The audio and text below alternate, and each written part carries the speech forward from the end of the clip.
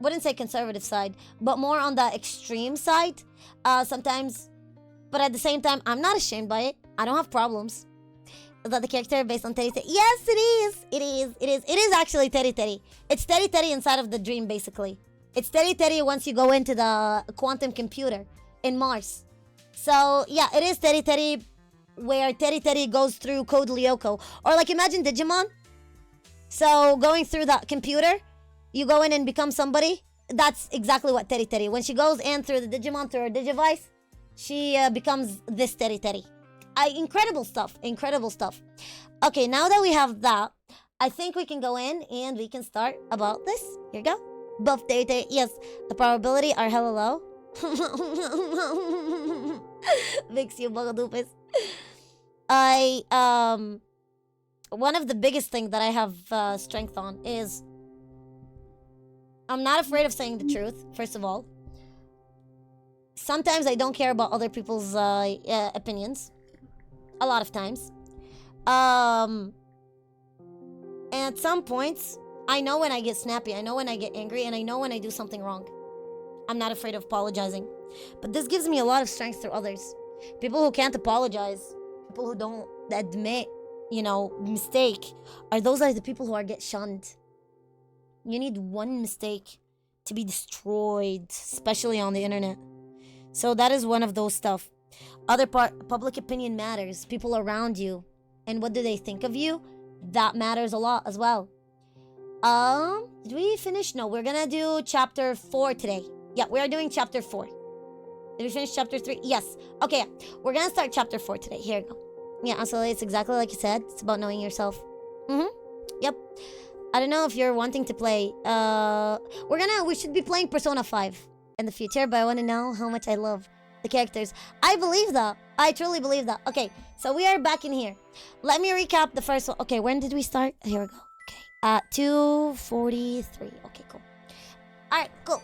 Hello, what's up, everybody? Welcome to another episode. Welcome to our second episode of Honkai Archives. I know, not a very original name, but we are here going through every single visual novel. We are here talking about the lore of Honkai Impact. I didn't see a lot of archiving of it, at least not in a sound and not in a visual kind of way. So I'd like to put this on the internet just in case you want to go back and you want to read it. We're going to be going through different aspects. Every single episode we are tackling 3 different chapters, and those chapters today we have 4, 5, and 6. And I'm gonna give a small little recap of the previous chapter. We get to learn a little bit more about a specimen or about an experiment called Omega 3. Omega 3 is a human who doesn't remember, who have no memories, is able to understand all kinds of languages, yet don't know from where. Was found in the Berlin incident when the Honkai eruption happened, and he was the only survivor at that incident by then. He was taken by Shiskel, and they were doing so many experiments on him. A lot of them was very, very brutal experiment. He was dehumanized, and he did not believe that he even had rights of being a human. He saw himself less than an animal. Later on, he is transferred to another facility. That laboratory happens to be Lab 42 in England, and the new researchers are going to be Einstein and Tesla, and he is given the name by Einstein, the blue-haired girl, as WELT. The main reason for that is because Omega, as in V in German, V for Welt, Welt means the world, and she thought it was extremely ironic because he was rejected by the world, yet his name is the world. We're gonna get to learn how does that name impact and changes somebody's life. Yet again, we get to learn later on about the Finnish. We get to meet somebody called the Finn. He's from Finland. His wife is Chinese. His wife's last name is Yang, actually. And he has a son called Joachim. I always butcher the name, you know what I mean? Nice to meet And you. for people who know that, Joachim Yang or Joachim Yang is gonna be our future Welt Yang. You are more than welcome. Everybody in the chat in here, ask question. We're going to be tackling so many different aspects, so much different topics. Science, math, philosophy, physiology, psychology, and yada yada and everything in between. And I hope you enjoy your stay. Last thing is, we stopped where? Einstein and Tesla get a specific letter from America, and it's from a branch in Schiskol. At that point, this laboratory 42 is still part of Schiskol, and we get an SOS kind of message from another lab in the US, and it's asking them to go back in there. They discovered something, and the language that was sent in is Aramic. Aramic was the language that was picked. Aramic is a language that was known and was used by Jesus at his era at that time.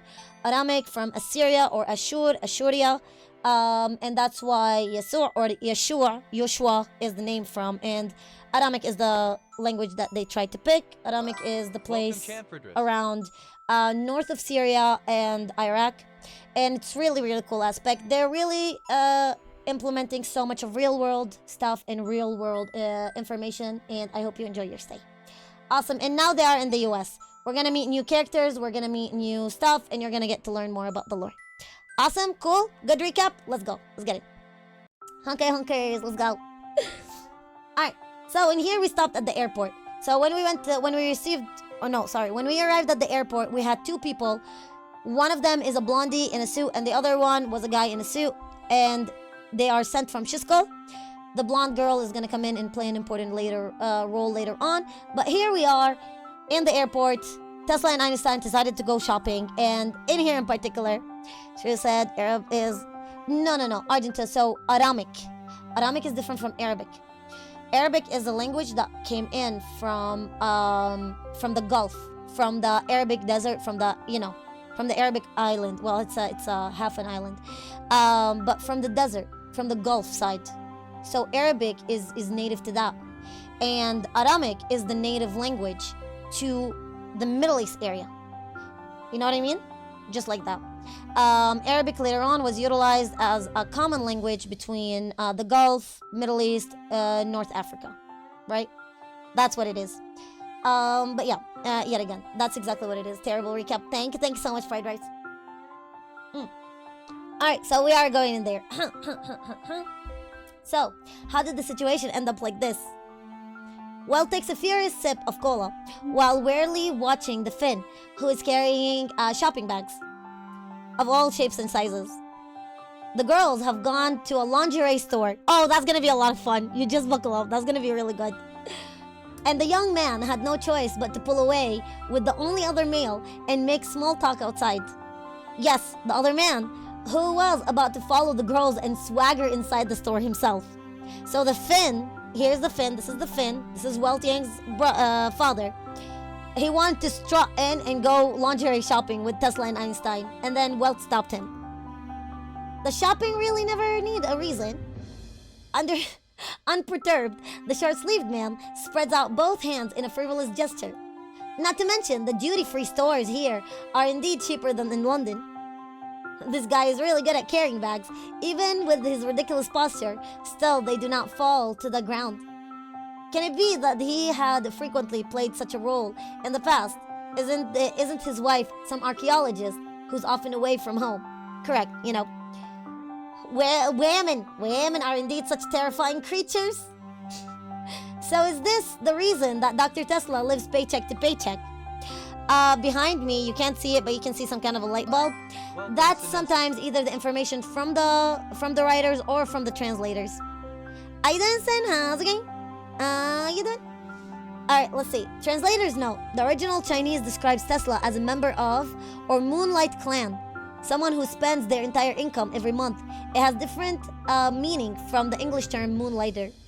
The Chinese version of this note simply explained the term of using the English phrase living from paycheck to paycheck. It's so cool! The translation is so good and so high quality. By the way, it's fan translation yet again. Actually, there's rumors that Shattered Swords, the visual novel for Fua and Otto and, you know, the coffin stuff in Sushang, it's most likely gonna continue. Apparently, the writer hinted to it continuing. Yes, it's not fully continued. That's why it's the last one that we're gonna approach. You're half right, to be honest. She has also been indulging in male shopping recently, and I've heard she has bought many useless things. So male shopping was before Amazon and online shopping, where you go in, you get some coupons, and you get some magazines in the mail, and then you call in, or you take that coupon or something like that, you fill it, and you send it back in the mail. I didn't ask, how's it going? Give me your hammer. No. It must be really hard for Dr. Einstein to deal with her. You've got it completely wrong. Huh? Don't you think that things are more fun and interesting in life precisely because of people like Tesla? He doesn't get it. Don't look down on the girls. If you're too rigid, you may never find your other half in the future, eh? So in here, the love interest for WELT, at least Joyce, is Einstein, the blue-haired girl. Mind your own business. Cold and gloomy on the outside, hot and spicy on the inside. How quaint. I don't know what that means. If you wish to be even more somber, perhaps in the future you can follow in the footsteps of Humphrey Bogart. It's actually cute. No, thanks, buddies. Humphrey Bogart. Oh yeah, I'm gonna turn off the alerts. Oh my god, thanks for remembering. Humphrey Bogart was an American film actor who remained legendary in the film industry for decades. After his death, he was nominated for the Oscar of the Best Actor in an Outstanding Performance in Casablanca. Oh! I think I know who that is. 1942. This movie is still considered to be an eternal classic to this day. That is true. And his role as Rick Blaine has been idolized by Americans. In 1999, the American Film Institute named him the greatest actor in the 100 years since the birth of film. What the fuck? I mean, like Rick Blaine in Casablanca. Eh? You haven't seen the film, have you? Perhaps next time we're back at the Lab 42, I'll show it to you. Quaint means okay. I got it. Thank you. Look, basically, a good man should have a clear idea of his strength. Mr. Gold-rimmed glasses, I'm gonna call him Gold Glasses. Mr. Glasses, because it's gonna get long. Gestures with an okay sign, and rounds off the topic before Weld could get in another word. I do have something I've been concerned about a while now. Weld tries to dispel his negative impression of the Finn and begins to steer the subject of the conversation to one of his own liking. Oh?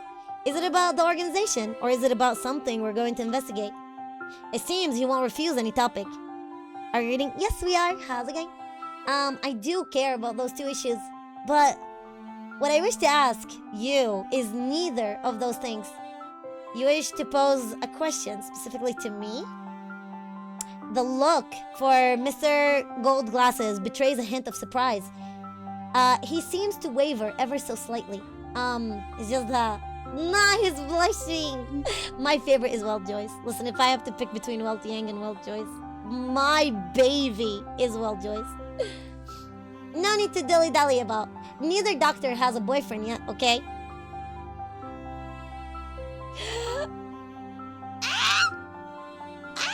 Did I tell you that all of the straight people in Honkai die? Oh no! Nobody asked you that. Since you were saying absolutely nothing, all I could do was guess blindly. Mr. Goldglasses shrugs his shoulder in an exaggerated manner. Age? Body measurements? Preferred taste in fashion? Inside and out? Hey.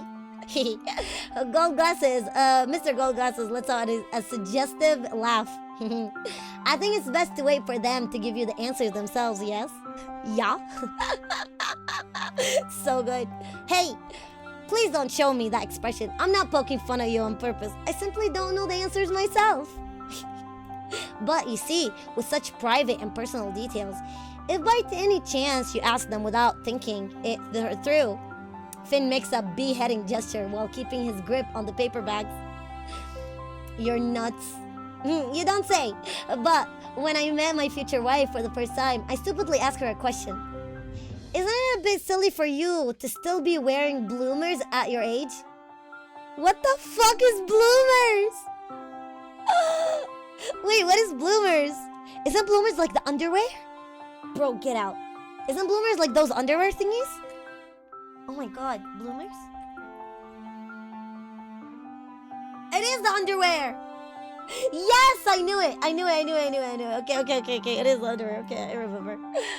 Fucking hell, bro. Where's your filter? And then I was beaten to a pulp.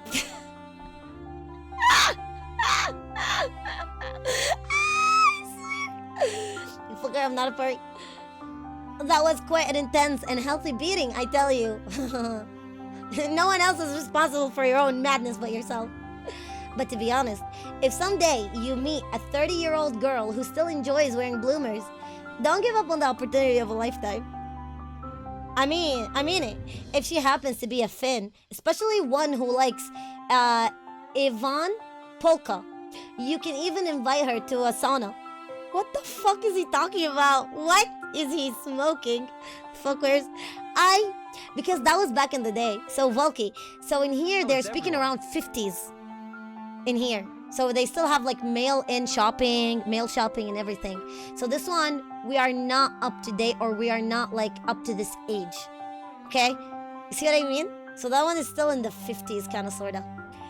Ivan Polka is a famous folk song in Finland that describes the theme of a young man and a woman breaking away with feudal tradition and courageously pursuing love. A well-known adaptation of the song is the leak song sung by Hatsune Miku.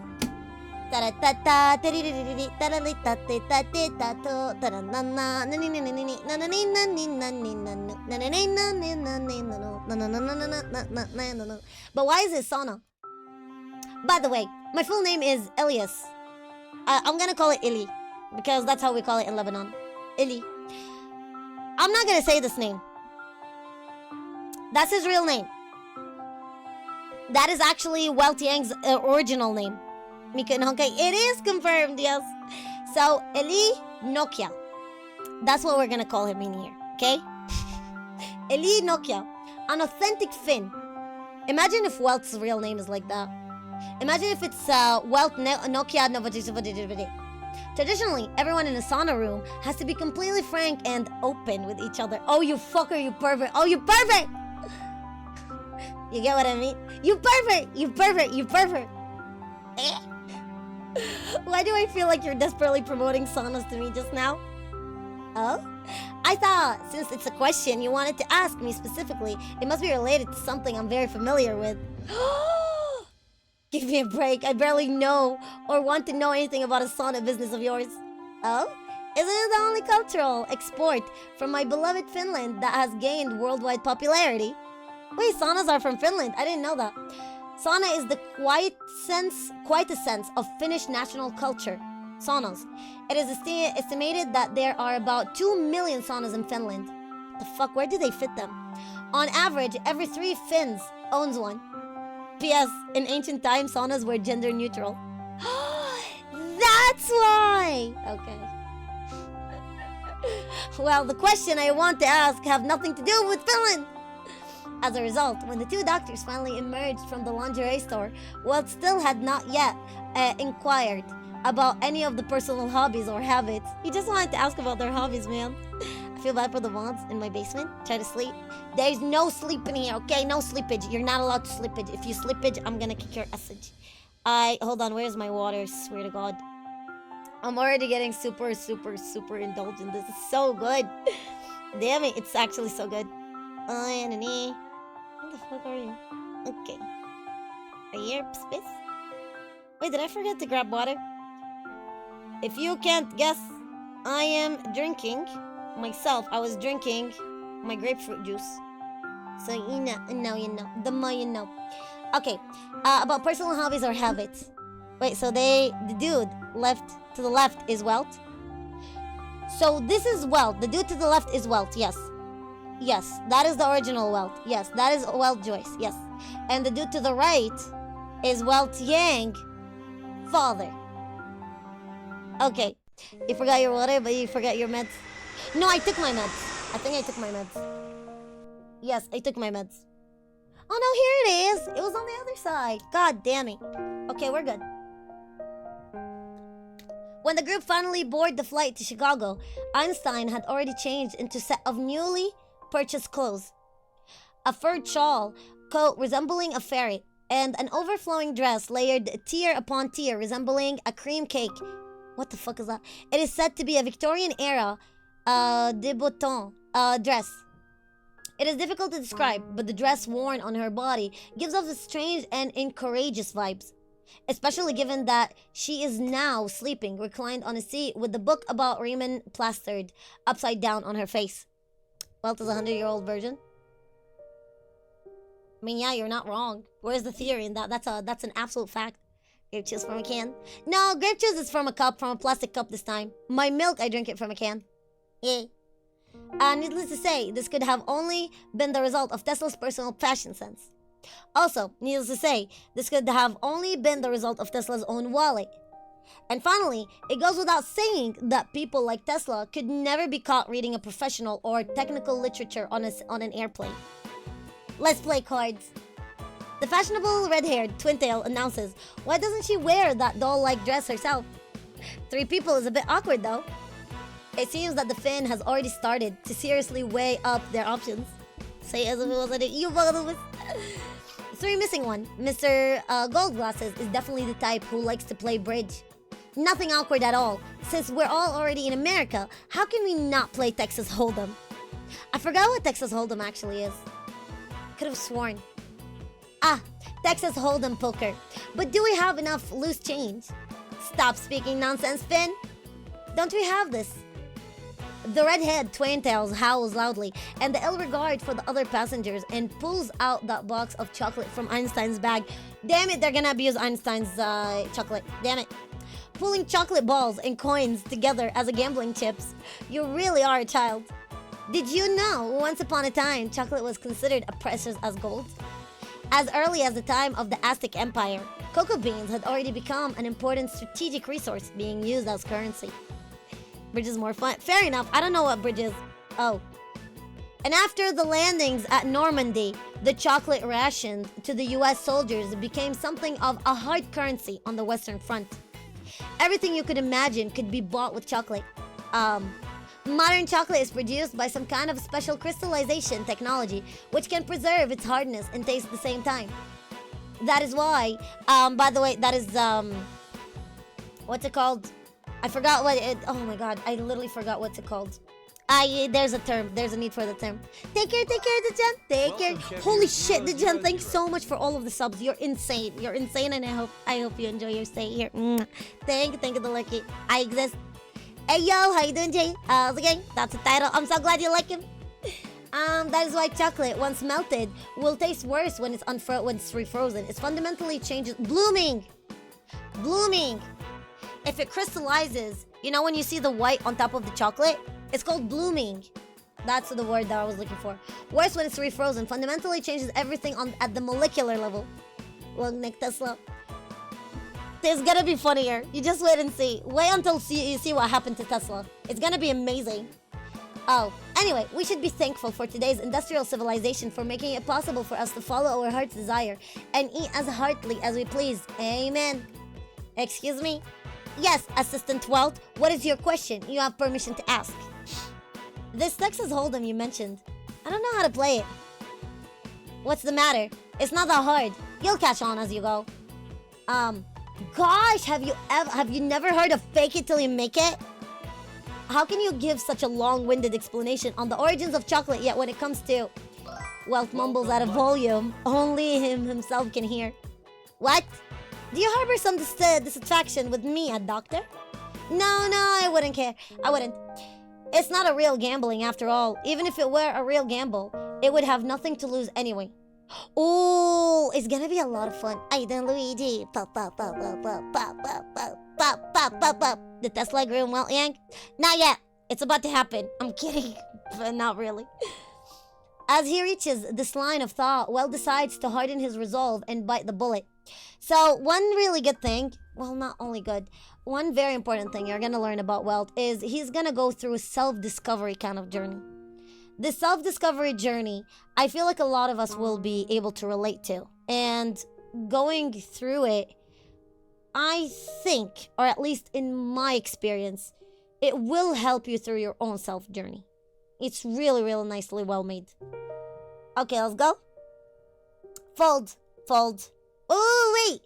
Tesla furiously snatches the 2 cards from the top of the discarded pile and forcibly shoves them back into Welt's hand. No fold. Why? No particular reason, just no consecutive folds. But, How can you be so tight with a beginner's hand? You're only playing when you see a face card or a pair. Otherwise, you just pass, pass, pass, pass. Like you're brain dead. How is that fun at all? Assistant Welt, do you know what the biggest problem with gambling is? Losing money?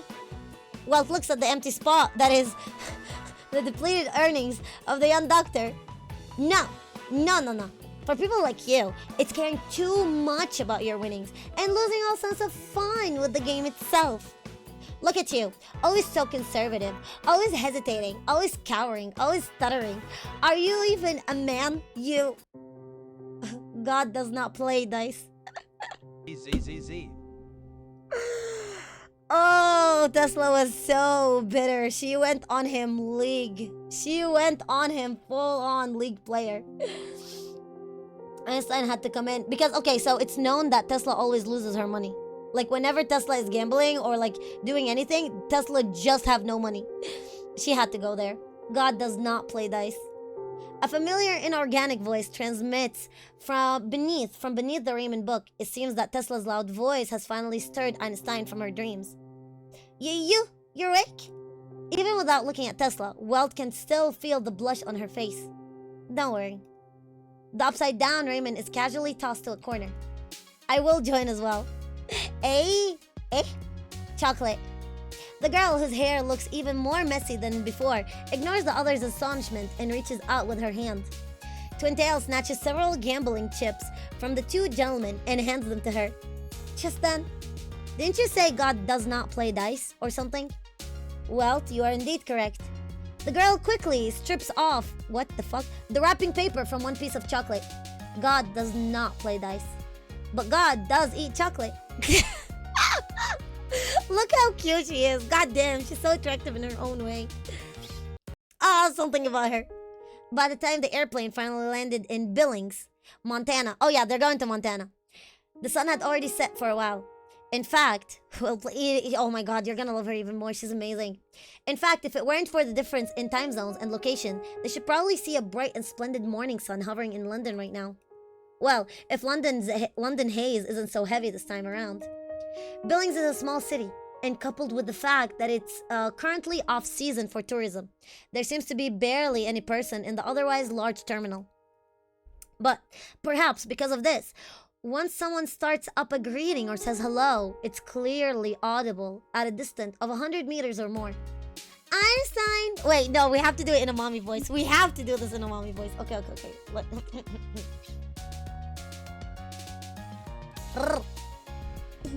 Yoo-hoo, Einstein, Tesla. A tall, lithe woman with a waist-length hair greets them loudly from a distance. Next to the sisterly woman is a young girl dressed in a down jacket with a single corkscrew ponytail and an expressionless veil, waving her hand at a perfunctory excuse for our greeting. Sure enough, the old hag is also here. Tesla is biting on her nails with some degree of resentment. That tall woman is Professor Planck, my doctoral supervisor, and the nominal head of the North American branch. It seems that the other girl must be Schrödinger, the one who sent the mysterious letter. She seems to be about the same age as Tesla. Is she also a doctor? Also, what does nominal mean? Can it be that there's some other boss behind the curtain? Hey, my baby is so cute in that dress. You've grown a little taller, yeah? While Welt is still in the middle of reflecting on Einstein's word, the girl suddenly pulls by the Professor Planck into a tight embrace. Nah, look how cute that is. Perhaps because her face is suddenly buried deep within the considerable bosom of the other women, Mophead lets out a sad noise that sounds much like she's being smothered or suffocated. Damn. It's unfortunately very cold in Montana. My little livelings, have you brought enough warm clothing? You don't need to remind me. Tesla gives Planck a sour look. As for you, aren't you afraid of murdering your most beloved student, even as we speak? One is inclined to believe that baby is quite enjoying herself. Yeah, she's like that. It's gonna get better. Long-haired sister reflexes her arms relaxes her arms ever so slightly, and Einstein's forehead squeezes out of her bosom. She gives her a light kiss. Oh my god! What the hell are you doing? I love her. Tesla blows her top. Does she? Exploding in a fire rage. What's wrong? Aren't we all girls? Gay. I smell the gay. Very, very gay. The big sister throws a wink at the girl wrapped in her left arm while bringing her right index finger to her lips. The poor mophead can only give a muted response as she has not yet recovered from the shock of the assault. Oh, dearie me. Tesla boy. Oh my god, it's just so good. Oh, you should see her in the main story with her and Rita. When Rita wraps her up and ties her down and puts a bow on the back. It's so good. Rita reminds me of Plank. The Finn smiles as usual, but Welt can now clearly read that the utterness of the shock was closer in meaning to this too. This scene happened exactly the way I had expected it to. Greetings to the two of you. I am Dr. Ellie Nokyo, a scholar in the ancient manuscripts. This is Welt Joyce, our research assistant. And I'm sure Dr. Tesla needs no formal introduction, am I right? It turns out that this person is also a doctor. It looks like it's really hard to find a proper job these days. What the fuck is that supposed to mean? Everyone's a doctor. You're a doctor. You're a doctor. She's a doctor. He's a doctor. We're all doctors. An expert in ancient writing. That will certainly be most helpful to us. Professor Planck finally releases poor Einstein from her grip. She takes a long, seemingly earnest look up and down at the fin, but then her eyes turn to rest upon Welt. Oh, did I? I'm not spoiling this. You're gonna figure it out. Research assistant. Nominally speaking, yes. Being scrutinized with an unnerving gaze by the strange older woman, Welt felt a chill run down his back. The specific details involve a confidentiality agreement with the European branch. Professor, you need not bother ask. 1,000 thanks to you, Einstein. You're my guardian angel. Long live Einstein. So we are talking from the perspective of Welt. Really? Even when the North American branch always tells you everything we know, without reservations? Fuck. It is not clear if she is trying to tease her student, but the sisterly professor appears to be deliberately putting on an anxious and sullen expression. Well then, teacher, your 3 measurements and your age, please. Why do you need to know that? Why?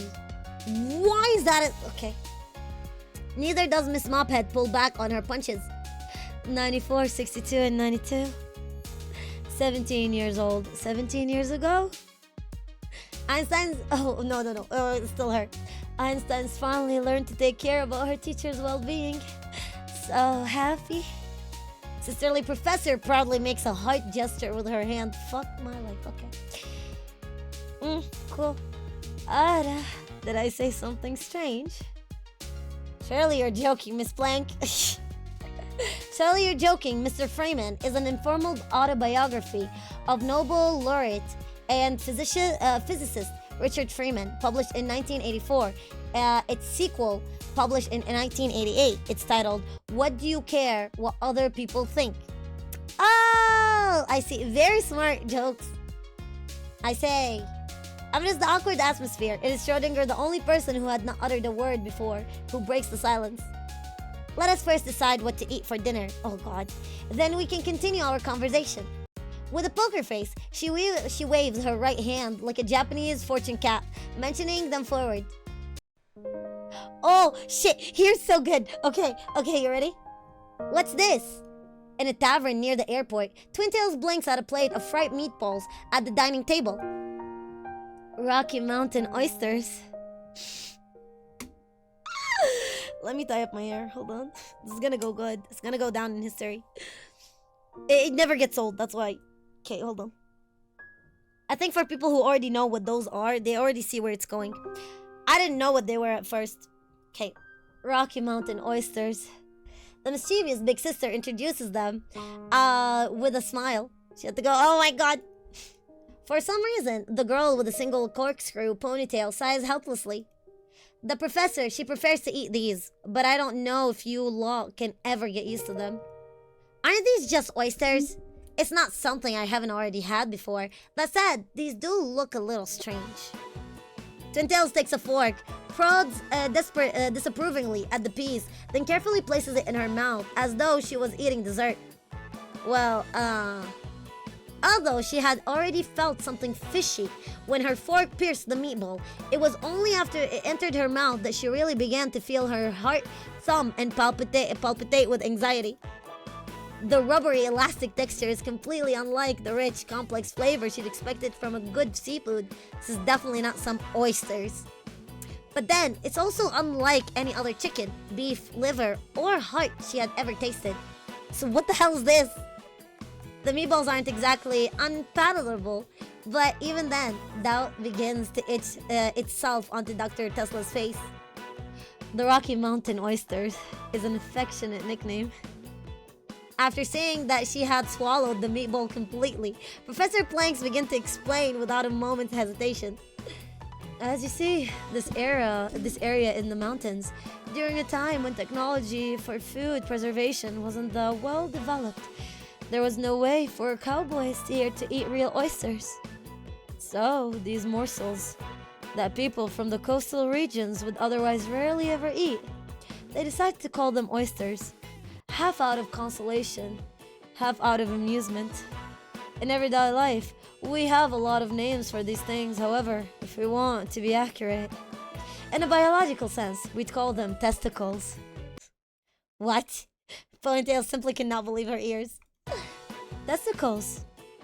Professor Plank repeats with a smile. These are testicles taken from the young bulls. At the same table, Einstein and Schrödinger shrug helplessly.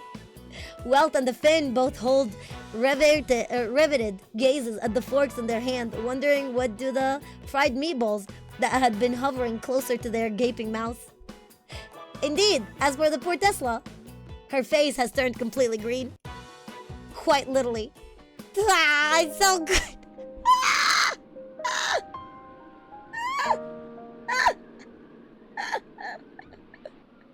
Funny enough, something like this happened to me before. My mom brought testicles home, lamb testicles, and she fried them. And she didn't tell me what it was. I thought they were hearts. I thought they were chicken hearts. And I ate them and I was like, that does not taste like hearts.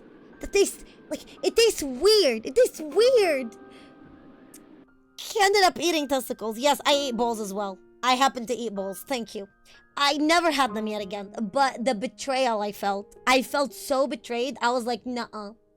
With the confines of a tavern, it is easy for people to ignore any change occurring in the outside world, in every sense of that term. By the time Welt and his party had eaten and drunk their heart's content, settled their bills, and checked out, snow had already falling outside, having begun some time prior. There's not a trace of moonlight in the sky. Instead, snowflakes swirl and floating down gently under the tangerine street lights, reflecting the shimmering brilliance of the starry sky. If it were all some illusory dream. Illusory dream? I think that's how it's said. Actually, the part in here, when I read it the first time, yeah, it was snowing and there was such a bad storm in Ohio, and the temperature reached negative 22 or 25 degrees Celsius. It was insane. So when I read this, I did not like it one bit. And I was like, how the fuck do they even walk outside? Even right now when I read it, I'm like, it's coming. I don't know how people see the romance in snow after a day or two. I'm like, nah, I didn't see it. Okay. Look at this. Just look at that. Man, it's their boy toy. Actually, they call Welt their boy toy. Look how cute this is. Man, I love Welt. I want Welt. Carrying a drunk as fuck. Tesla on his back, Welt laboriously lifts his head and looks up at the night sky. So this is snow. I don't remember seeing it myself, and I don't know why, yet I feel a sense of nostalgia. So, everything Welt says is gonna come into play to explain what Welt is. Because he's just not like anyone else. He's just his existence itself is insane. Like, that is the best way that I can describe it. So just keep on remembering stuff. So things like he understands languages he doesn't know from where. He remembers incidents he doesn't know why. He feels a sense of nostalgia, but he's never seen it himself. So keep on remembering those things. Deja vu. Oh shit, we missed the deja vu part. Log. Well, okay. It usually explains it, but okay. Einstein opens an umbrella and falls into step behind him. Pardon? A hallucinatory memory. I don't think you've ever seen snow before. It may just be your hippocampus is overstimulated by this moment. Okay, so let's read this and then I'll explain on it a little bit. Déjà vu is a French phrase that literally means already seen. It refers to a common physiological phenomena where a person sees a scene for the first time in conscious state, but feels like they have already seen it in the exact same situation a second time. Translator note. The Chinese note further explains that the etymology of the Chinese and English term and the phenomena. In Chinese, the term is borrowed from the Japanese translation, which generally translates to repeated sensation, using the same characters as the Japanese kanji or hallucinatory memory. In English, it is directly copied from the French déjà vu. Origin of the word. Thank you, Held. That's pretty cool. So what I want to talk about the hippocampus part is, so the brain. If we want to talk about our consciousness, or if we want to talk about our brain as a capability or thinking, we have technically two types. We have the conscious and the unconscious. Now, when we see something, so when you see a picture of a dog, there's two things. If that dog is important, or if that picture is so important that you have to memorize it, the encoding will start. Something called encoding. That means this memory will start being taken by your nervous system through your eyes and start being memorized through neurons into your brain. When you need it, and it's gonna go to your long-term memory. When you need it, you're gonna pull it from there. It's like a library and pull it from there. On the other side, if you see something like, I'm gonna remember my order, like the coffee order. So you go into the menu and you're like, oh, I want this coffee mocha. This one is a short term. You're not gonna use it afterwards, so you don't have to retain it. No encoding happens. It's a very natural phenomena, and it's a very instinctive phenomena where you just regurgitate or parrot kind of behavior. So that's why it's short term, and most of the time you don't retain it. I'll need my caramel frappuccino. Hey, here we go. Yeah, pretty much like that. Well, if you remember it, it makes life easier, right? Languages, on the other hand, for example, they go into the encoding process. Welcome, I done stylist. You fucker, I'm not a furry. It goes through the encoding process. However, we tend to forget language, right? The main reason for that is we're not using it. Our brain, as I said, is like a big library. I got an S rank. Wait, who is it? Oh my god, what is the S rank you got? In ZZ or in HONKAI Impact? Or in Withering Waves? Or in where? What I was gonna say is languages, right? We're talking about languages. Okay, Grace. Yep, you got fucked. Good job. Just like me. I got Grace as well. Because you don't use it, just like a library, you put it to the back of your brain. And you don't end up using it to the front. It doesn't go to the front. Once you start to become in a situation where it's necessary, where your survival depends on it, instinctively, you're gonna... The second HONKAI Impact collab trailer. Oh, I haven't seen the second one. Shit, I have to see it. Don't spoil me then on it. So once you have an instinctive state where you need it for survival, words and language is gonna start going forward and becoming forward for you, or like pushing forward. Now, why did they mention the hippocampus? Hippocampus. I can do it with the function. Let me see in here. Okay, thankfully they don't have any actual pictures because I think that would be against TOS. So here's what yesterday we talked a little bit about the pituitary gland. You know those balls that looks like you have balls in your brain? This is the pituitary gland. This is the hypothalamus, right? Where it's affected by external stuff. Now, the hippocampus is the one responsible for your memory and navigation. This is where your brain translates and encodes memories and puts it in your brain. That is why the hippocampus is mostly studied in that deja vu kind of situation. So yeah, it might be just that your hippocampus is overstimulated at the moment. The reality of it, there's a couple of reasons, or there's a couple of studies that happen with the deja vu. In my own experience, the moment I see something and I feel deja vu for it, I don't see it or I don't question where it's from. I don't know if it's my brain filled it in. I don't know. I want to hear your reaction stuff to it. Okay, yeah. I don't want to get yes. Thank you, Justin. I don't know if maybe it's just me. My brain is coping with it, because your brain will do a lot of coping mechanisms so you don't lose your sanity, right? And the definition of not losing your sanity, basically not putting yourself and your body in danger. That's what it is. Now, the thing is, oh yeah, the alerts are turned off. You got scammed, Moon. You got scammed. I see it as a dream. So whenever I go through that deja vu, I immediately feel like I've seen it in a dream. That's what it is. So it's kind of cool. But your emotions may be sincere, but their origins may be fake. Now, if we're going to talk about that as well in a psychology kind of manner, oh my god, that goes into a little bit of Penacony as well. Your brain doesn't show you reality. Your eyes deceive you. Your brain deceives you. Your tongue, your voice, all of your senses deceive you. That's why in modern psychology, they started debunking the idea of just because something you cannot use your 5 senses for doesn't mean it does not exist. So one of the examples is the blind spot. Your eye will not show you a certain side or a certain blind spot, and your brain automatically is going to fill in because you can't see it. Your brain's going to automatically fill in the void with something. Also, another time with hallucination and, as we said, coping. Sometimes when you overthink, or like when you are in a bad situation, you start dreaming and you start thinking and you start analyzing stuff that are not really correct, or they are not really factual. Sometimes they think deja vu is some sort of warning of what's gonna happen. Fair enough, that's another way of your brain coping with it. Hands are for petting. I'm gonna kick your ass. Tearsing. I'm gonna kick your ass. No, just they're down, boy, down. I'm not a furry. And so this goes into, as I said, into modern psychology, that just because you're feeling the soul, and that goes in exactly into the soul, the idea of the soul. So I can't touch the soul. I can't hear the soul. I can't see the soul.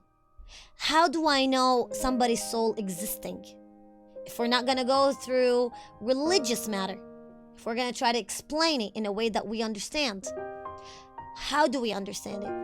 Later on, a lot of people in science defined it as it's your brain using its neurons, connecting itself, and using your memories, using your genetics, and using your reality to make and form a you that would operate this body of yours, the human body of yours. Other people don't agree with it. You know, you have the religious aspect as well. There's many religious aspects, not only Abrahamic or not only Semitic religions, believe in the souls. Other people believe in the souls in many different forms. But in reality, what I'm trying to say is the hippocampus is the one that is responsible for it. And a lot of time, the hippocampus can still betray you, just like everything else. How busy are today's? I need to know for some. You bala 32C. Why the fuck did I tell you? Yuzu, how you doing, Yuzu? How's it going, Yuzu? Hi, Yuzu. God damn it, Yuzu, you can't do this to me. Bakadubis, Yuzu. Fuckers, yeah, thank you. God damn it, Yuzu, shut up. I love you. No, I would never say you shut up to Yuzu. No Yuzu disrespect. Yuzu is an artist. I'm afraid. Your monthly come to. Oh my god, no.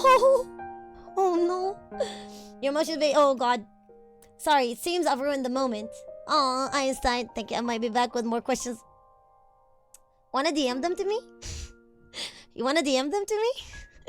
Were you inspired by Planck? I don't know if Yuzu was doing that to open up my unconscious. I immediately answered. When I'm answering so much stuff and explaining shit, I don't think. No, I sort of like it when someone says something aimlessly like that.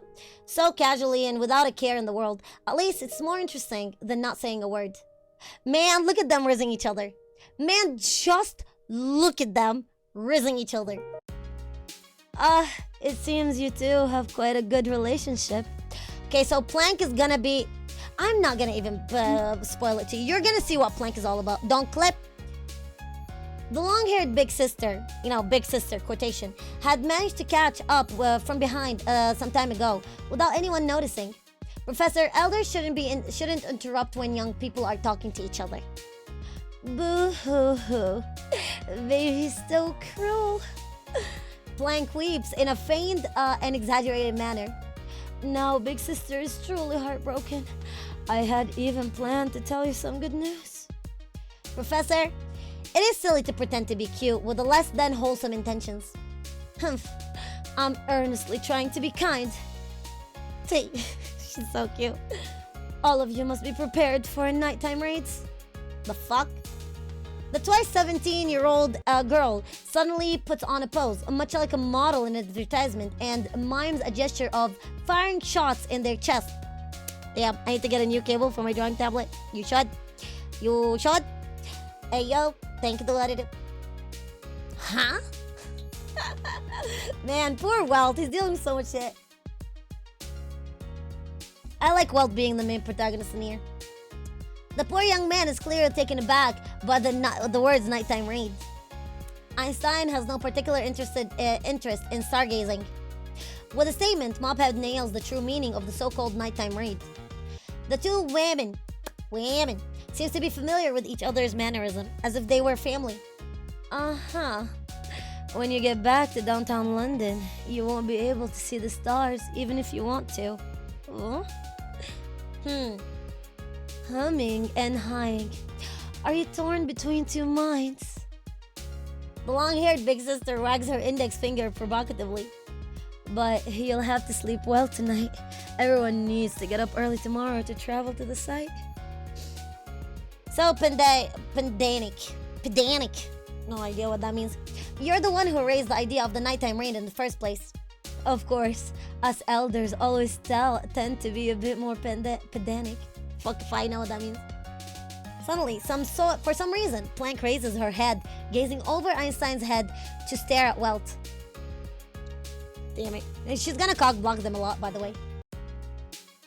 Don't you agree? I'm gonna call her lazy. I'm gonna call her Einstein. Einstein is such a lovely girl.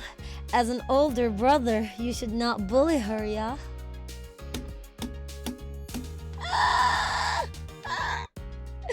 You cockblock. Hey, brother? I guess I was wrong. Long-haired big sister responds pretentiously, as though she had already anticipated his response. Fair enough. In that case, a pet, perhaps? Pet? What is this all about? I mean it literally. If I had to exaggerate a little, a slave, a living toy. That's preposterous! Hey, as long as you have good master, you can undoubtedly live carefree and without a worry. Pampered like a prince. What's wrong with that? You see why I wasn't trying to spoil Plank?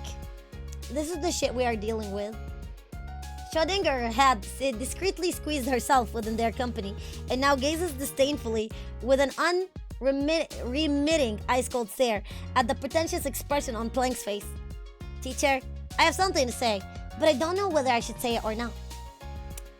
Here comes my wet blanket, Schrödinger, who can only ever speak ill of things. Thank you for your compliment, teacher.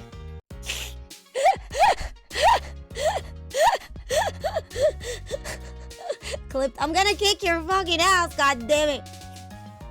But I think for you to say those things in a country whose foundations were built on by Lincoln, it is grossly inappropriate. So she is appropriating her, which makes a lot of sense. She is like Twitter, basically, and I love it. For a good reason, too. I love it. I knew there was never going to be any fun coming from your mouth. Huh. All right, next chapter. Okay, go. All right, chapter 5. Those chapters go by fairly fast. You don't feel them. They're fun. Okay. Destination, Yellowstone Lake. Let's go. Early next morning, as Plank steps on the accelerator, the plump Volkswagen Type 2 camper van spits out a thick puff of hot air, then trundles forth, carrying everyone westwards out of Billings. Soon after boarding the van, the four in the near and the rear begin to doze off, toppling and sprawling over the seats, probably because they had woken up so early. Here you go. Laurel, Park City, Columbus, Reed Point, Grey Cliff, Big Timber. A number of small, quaint colonial towns line in the winding Yellowstone River. They have been scattered about throughout the Montana wilderness in a disorderly but picturesque fashion, thus giving this vast landscape a touch of human spark. Despite having traveled along this route many times, Schrodinger continues to silently admire the bleak scenery outside the window. Oh, Montana, so pleasant. This wilderness, filled with the serenity, is most suited for emptying your mind and calming your mood. It would be better if there were fewer people. Ada, would you like Alaska then? No, this is enough. No matter how you look at it, there are too many mountains near Anchorage. Anchorage is the largest city in Alaska in the United States. It's located in the south central Alaska and the eastern foot of Chugach? I don't know what that is. Mountains. Siberia might be nice. Okay. Lore. Focus. It's just that Russians have too strong a body odor, so I suppose I might not tolerate it. Evan, even when Canada is just to the north, you really favor the exotic over the familiar, don't you? Canada, including the Yukon region near Alaska, was all completely submerged by the Arctic ice sheet during the last age. Okay, the last glacial maximum is the coldest period prior to the modern times, the peak of which around 25 BC. At that time, about 42% of the global land mass was covered by ice. The sea level was about 120 meters lower, and the average temperature of the poles, the earth was cooler and drier during the ice age, and the desertification more severe than it is in the present day. Teacher, do you reasonably think we'll ever be given an opportunity to work over there? Body over the... No! Here, this is where it starts. Teacher, do you reasonably think we'll ever be given an opportunity to work over there? Be that as it may, but Siberia isn't under our jurisdiction at all, yeah? Yes, but the Babylon laboratory is there. Isn't that the place where they send anyone who disobeys the overseer for human experimentation? So, where have we heard that? How much longer will we be streaming for science? Goddamn. Until the next chapter ends as well. So maybe for another 2 or 3 hours. Yuzu. Please no. Until maybe another 2-3 hours around that. But the place where we hear Babylon is, you're welcome, is the place where Siringen, Kiana, gets tortured and experimented on. And that is where the Herrscher of the Void shows up. Easy. The eruption of the Herrscher of the Void happens from those Babylon labs. In reality, it was said that anybody who goes against the overseer auto-apocalypse, right, is sent for human experimentation. It's not fully correct, because in there as well, they were kidnapping children and buying them from the black market as well, just to sell them and experiment on them too. Anybody who lost their parents, anybody who lived in there, hello, again. So that is why Babylon Laboratory plays in a huge major role, and it really changed the life for anti-entropy, or like for this gang, at least for what we know so far. In case you want to read more about the Babylon Labs, I recommend you go in here to HONKAI Impact third, and you go in for the manga. And if you go into the main one, Welcome, MR. we're all afraid of using for the... Yes, that is true. You go into the manga, it is in second eruption. So this happens in 2000, February 2000. Every personnel of Babylon Labs vanished within a single night. Overseer Otto of Shiskel dispatched a special task force to investigate the incident. No one realized this mysterious event would quickly escalate to the global proportions. This is the beginning of Honkai Impact. The origin of Kiana. Serene, what happens in there. The introduction to the Kaslana bloodline. The death of Kiana's mom. The disappearance of Siegfried. All of them together. Cecilia, what happened to her and how everything happened. Kira, the introduction to what's it called? Fua and her capabilities yet again. All of those played very, very major role. This is where you see the very famous piece where Welt tried using all of his power. Welt Yang, not Joyce. Welt Yang tried using all of his power. We know that Welt Yang is the weakest Herrscher of Reason to ever be, right? The main reason for that is males are not compatible with the Honkai. They are not very compatible, so that it's rare to see somebody who's compatible with the Honkai, and it takes a toll on you. So Welt was bleeding from everywhere and almost killed himself trying to use more power of the core of reason in there. So you see in here? And that is where the famous scene comes in of I am Welt of humanity and I will destroy you, Herrscher of the Void. It is truly amazing. It's really, really, really, really good. And it still brings me shiver just remembering it. But yeah, yet again, second eruption. That's where you see it, and that's what they are talking about. Yeah. That was a cruel joke. And not funny at all. Teacher, you are always reluctant to consider the negative possibilities. Schrödinger continues to leisurely play with her corkscrew curls, as if the admonishment was of no concern to her. The uncertainty principle. Okay, the uncertainty principle is Schrödinger's cat. Easy as that. Don't die, Mr. Welt. You're so sexy, I swear to God. Oh my God, oh, you should see him. Oh my God, you should read it. I don't want to spoil a lot of it, but in there, he walks his last walk, so he's preparing for his death. And he asks for one last thing. He wants to take a dance with Tesla. But the uncertainty principle, oh my God, that is, oh my God. Okay, that's gonna be hard. That's gonna be fun. Okay, you ready? You're not ready. She's not gonna be able to upload it to YouTube. Nah, I'll still upload it. It doesn't matter. I will still upload it and it's still gonna go in. I don't care. It's either me or YouTube. But uncertainty principle. Okay, let's read more about quantum mechanics. So, what is Schrödinger is known for? Schrödinger has a lot of great stuff about him, but he was known mostly to Schrödinger's cat. In reality, Schrödinger's cat is not really the name of the theory. It's called the uncertainty principle. That is where, like, uncertain comes from.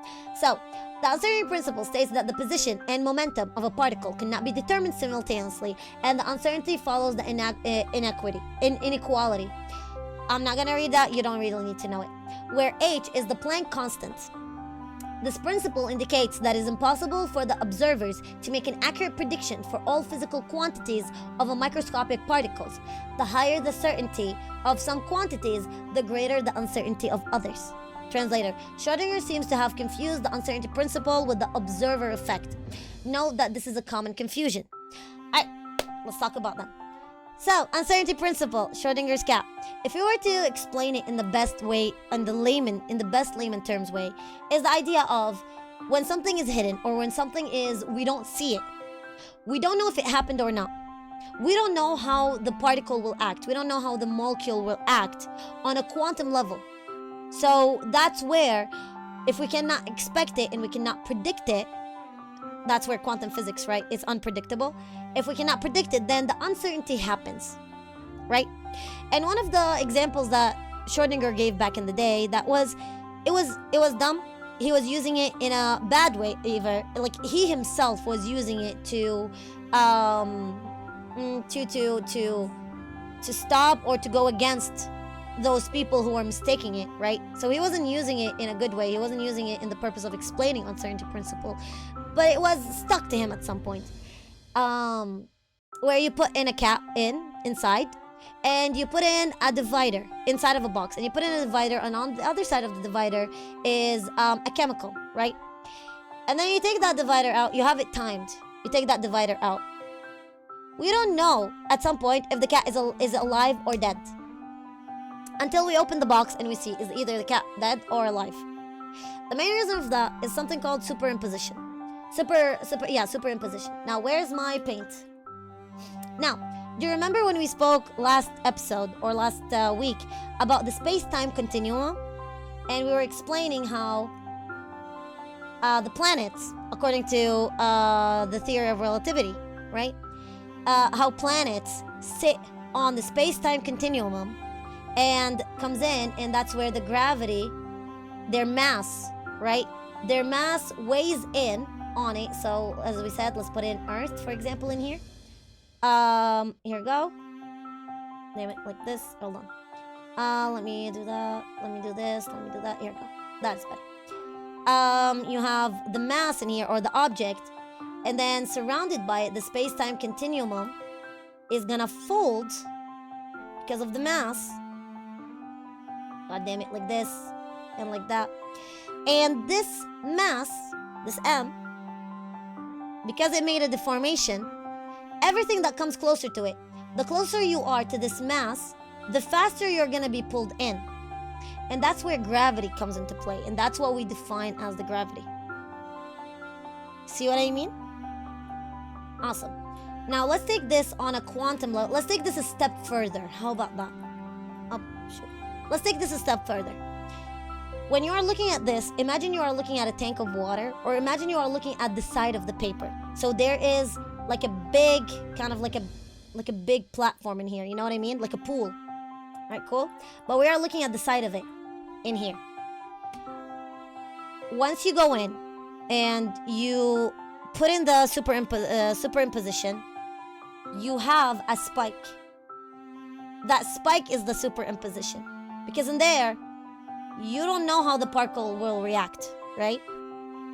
And unless we are able to formulate and we are able to see, or we are able to deduce, predict, basically turn it into a fact, that superimposition is not gonna drop in. So when the cat is inside of the bag, the chemical is in, and we don't know if the cat is dead or alive. The superimposition, the dot comes in into here. Once we take the box out, the superimposition goes down to here, and it gets canceled. Now, why is this problematic? It is problematic because, in reality, yet again, just because you can't see or you can't use your 5 senses to find something doesn't mean that it doesn't exist. Just because I can't see a kangaroo right in front of me in here doesn't mean that there's no kangaroos in Australia, right? The same thing in here. What Einstein said is there's basically one option. It's either dead or alive. It's just that we don't know yet.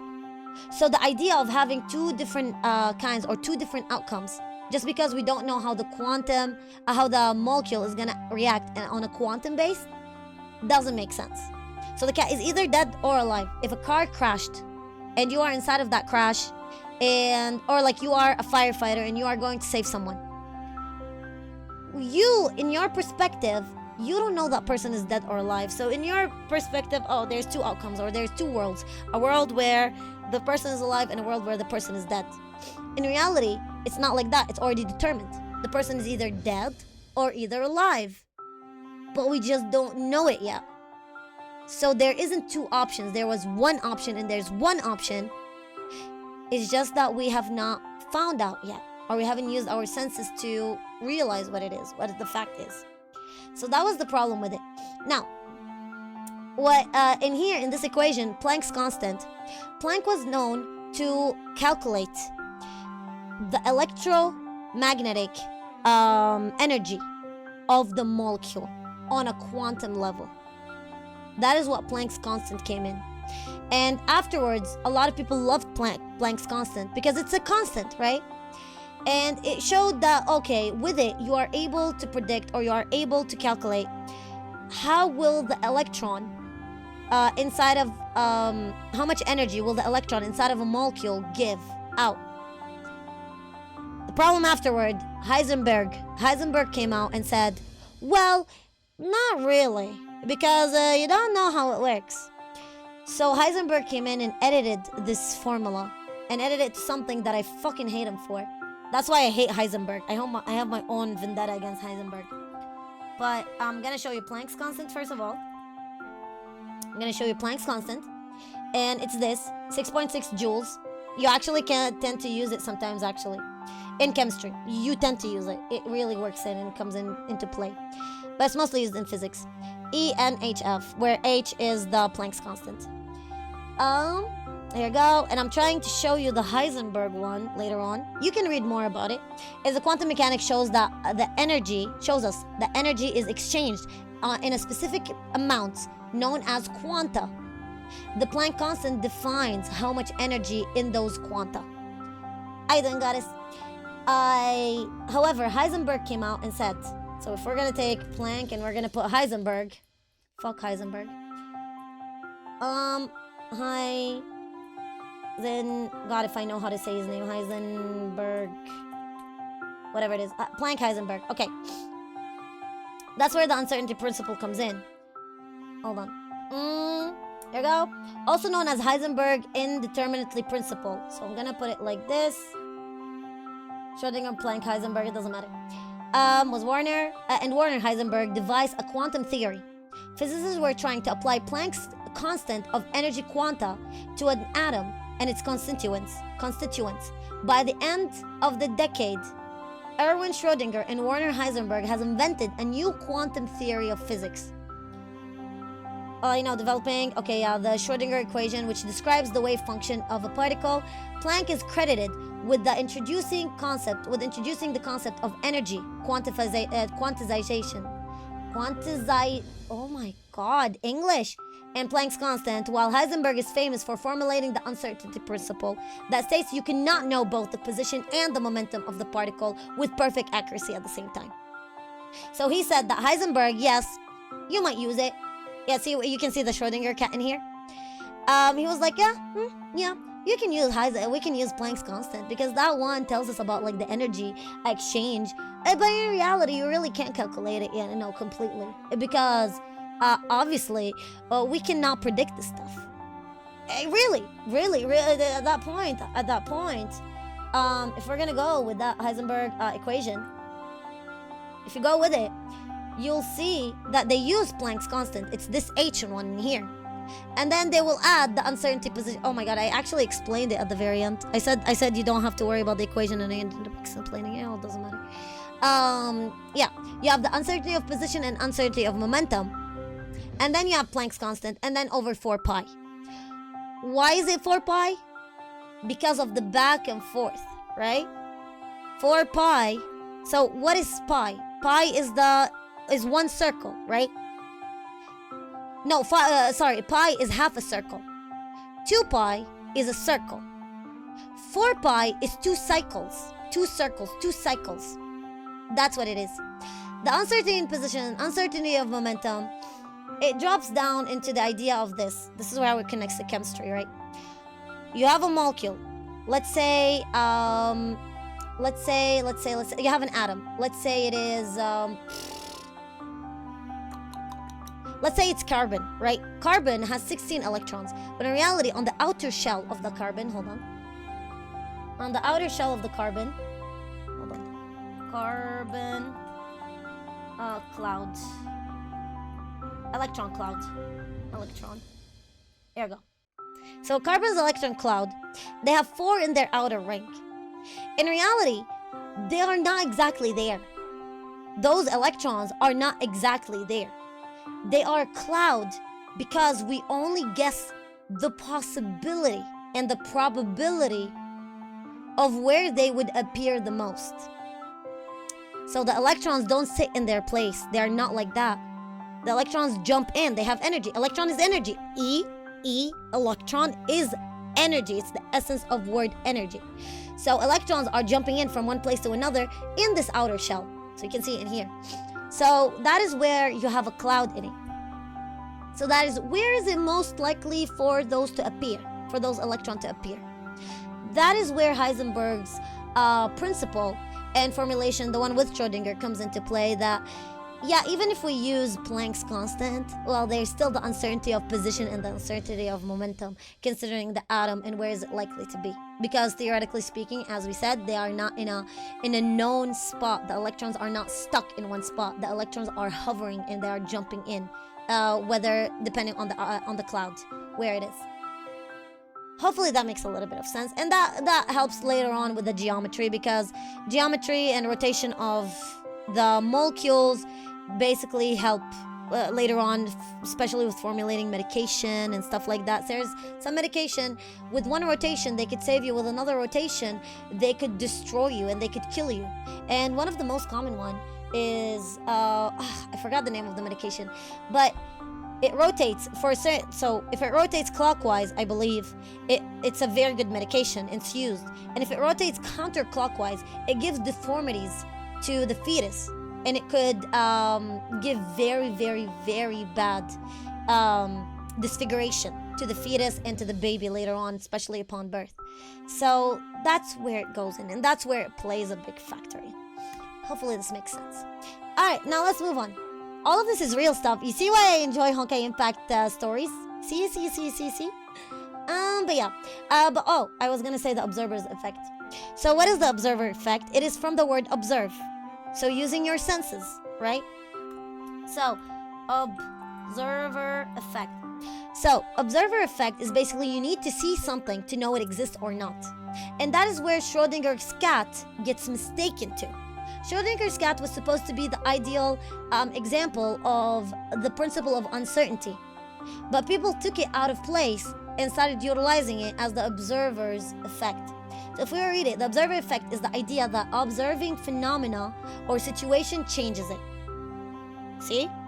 Because we don't know if the cat under the box is dead or alive. We don't know. But once we see it, it's gonna make sense. See what I mean? Yeah, see what it is? Why does it work in light, and why is it important in light? Because of this observer effect and because of that theory, we were able to figure out why light is actually waves. In reality, light is waves. We didn't know that at first. We were not able to prove it until we did the double slit experiment. In the double slit experiment, you put in a light, so you have the main source, and you put in two slits. Actually, this one would be better. You put in two slits. Just like when you put a drop of water or when you throw a pebble into water, it gives waves. It's the same kind of phenomena. So it will go through those two slits. So if they are going through two slits, what are we expecting? Where's the paint? If we didn't know about the light being waves and having, expanding and stuff like that, we would put in light. So I'm gonna put in this one in here. So that is our light source, right? And it's gonna give us light, right? In here. Actually, I'm gonna call it like this. Yeah, here we go. I'm gonna call it like this. And then you have the double slit. So you put it through this slit and this slit. I'm gonna put it like this in here and this in here. And then this is like, for example, the paper or whatever it is. And then the paper in the behind is a black paper, right? So we want to see what do we expect.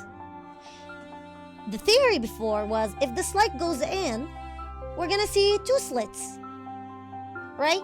Because we have two slits in here, so we are expecting to see two fissures of light in here. If that was the case, that would have been easy. But fuck you, it's not. On a quantum level. Hold on. Come on. Well, it's okay. I can delete it. It's fine. Let me do that. Go.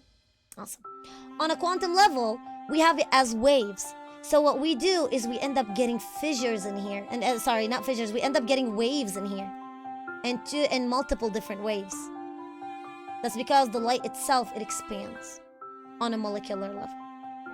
And light is very important because the constant of light, right, C2, exists on its own as C2 times, C to the second, constant to the second, because it goes back and forth. So that is where the observer effect gets mistaken. So when you say Schrodinger's cat, we're not talking about the principle of uncertainty. We're talking about the observer effect that always gets mistaken. but it was never really something that is scientific or was proven to begin with. It was always something that people misconcept about and stuff like that. Okay? Uncertainty principle. The world changes with human observation. If you only focus on cute and pretty things, then it will transform into fragile porcelain doll. Speaking of porcelain dolls, Einstein has always been a lot cuter than you, Dr. Schrödinger. Goddamn Planck, mommy's brutal. Schrödinger halts her fiddling of her single corkscrew hair curl, her finger frozen mid-air, possibly unexpected. Possibly because the jump in topic has been unexpected. You Austrians will need to practice for another 100 years if you dream of ever surpassing us. Damn! Bavaria is located in the southeast of the Federal Republic of Germany. Is the largest state in modern Germany. The local customs are quite different from those in other parts of Germany, and is also historically one of the last German states to be unified by Persia. Fucking hell, man! Surpassing us Bavarian with your cruel humor. Teacher, discrimination on the basis of nationality is unbecoming behavior. Basically, she's telling her you're xenophobic. And that is why you still need to cultivate yourself. Damn, not her being xenophobic and racist at some point. Not only your entire person steeped in stam and brand, I don't know what that means, but you are also a little out of touch with your common sensibilities. How can you ever find a boyfriend like this? So she's obsessed with finding a boyfriend.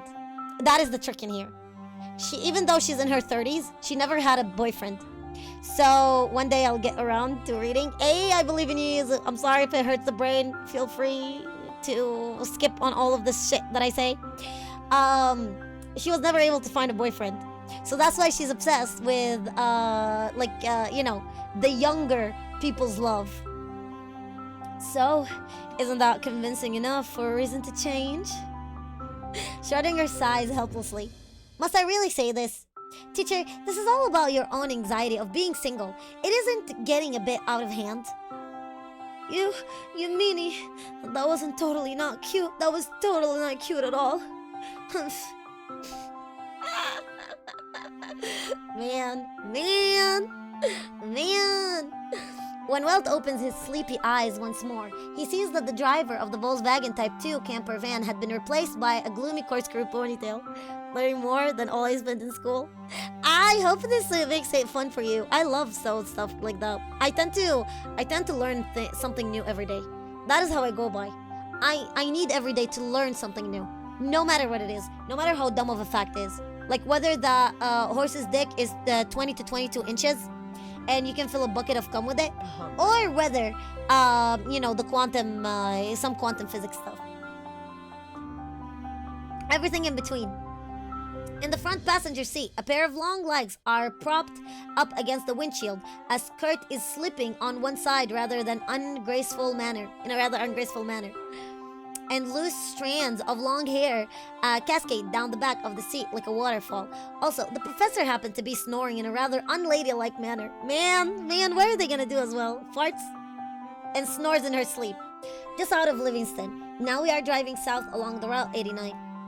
Schrödinger explains the current situation, having noticed through the rear view mirror that someone is now awake.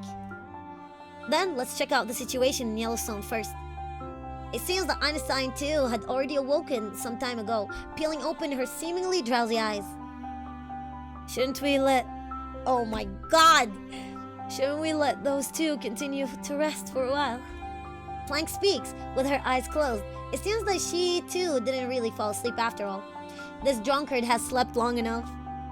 Without another word, the mophead with light-colored hair punches the red twin hair in the head. Ah! Ow. Can't you be a little more gentle? Today she puts on her glasses as soon as she wakes up. Could it be that they are actually real prescription spectacles and not just flannel glasses? People with hangovers have no right to say anything. Einstein gives her a disapproval glance. Is the Finn awake too? Yo! I raise my hand. God, he's so goofy. God, he's so goofy. No shit, Welt. So Welt has the demeanor apparently of his mom.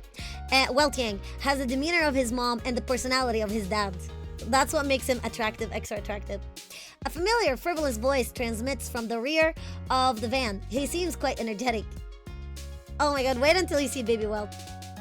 Now that everyone is awake, let us begin with the basic geographical situation. Okay, here's gonna be a small little, well, not small, it's gonna be a big lore dump. I'm gonna try to dumbify it as much as I can. It took me over a year or two to understand it, okay? And it took me until, like, as I said, 3 years or 2 years into Honkai Impact to understand it. So I'm gonna try my fucking best. Okay. Schrödinger skillfully changes gears and slow down the van to an appropriate speed. I need some grapefruit for this one. Hold on. That's gonna be a good one. Buckle up.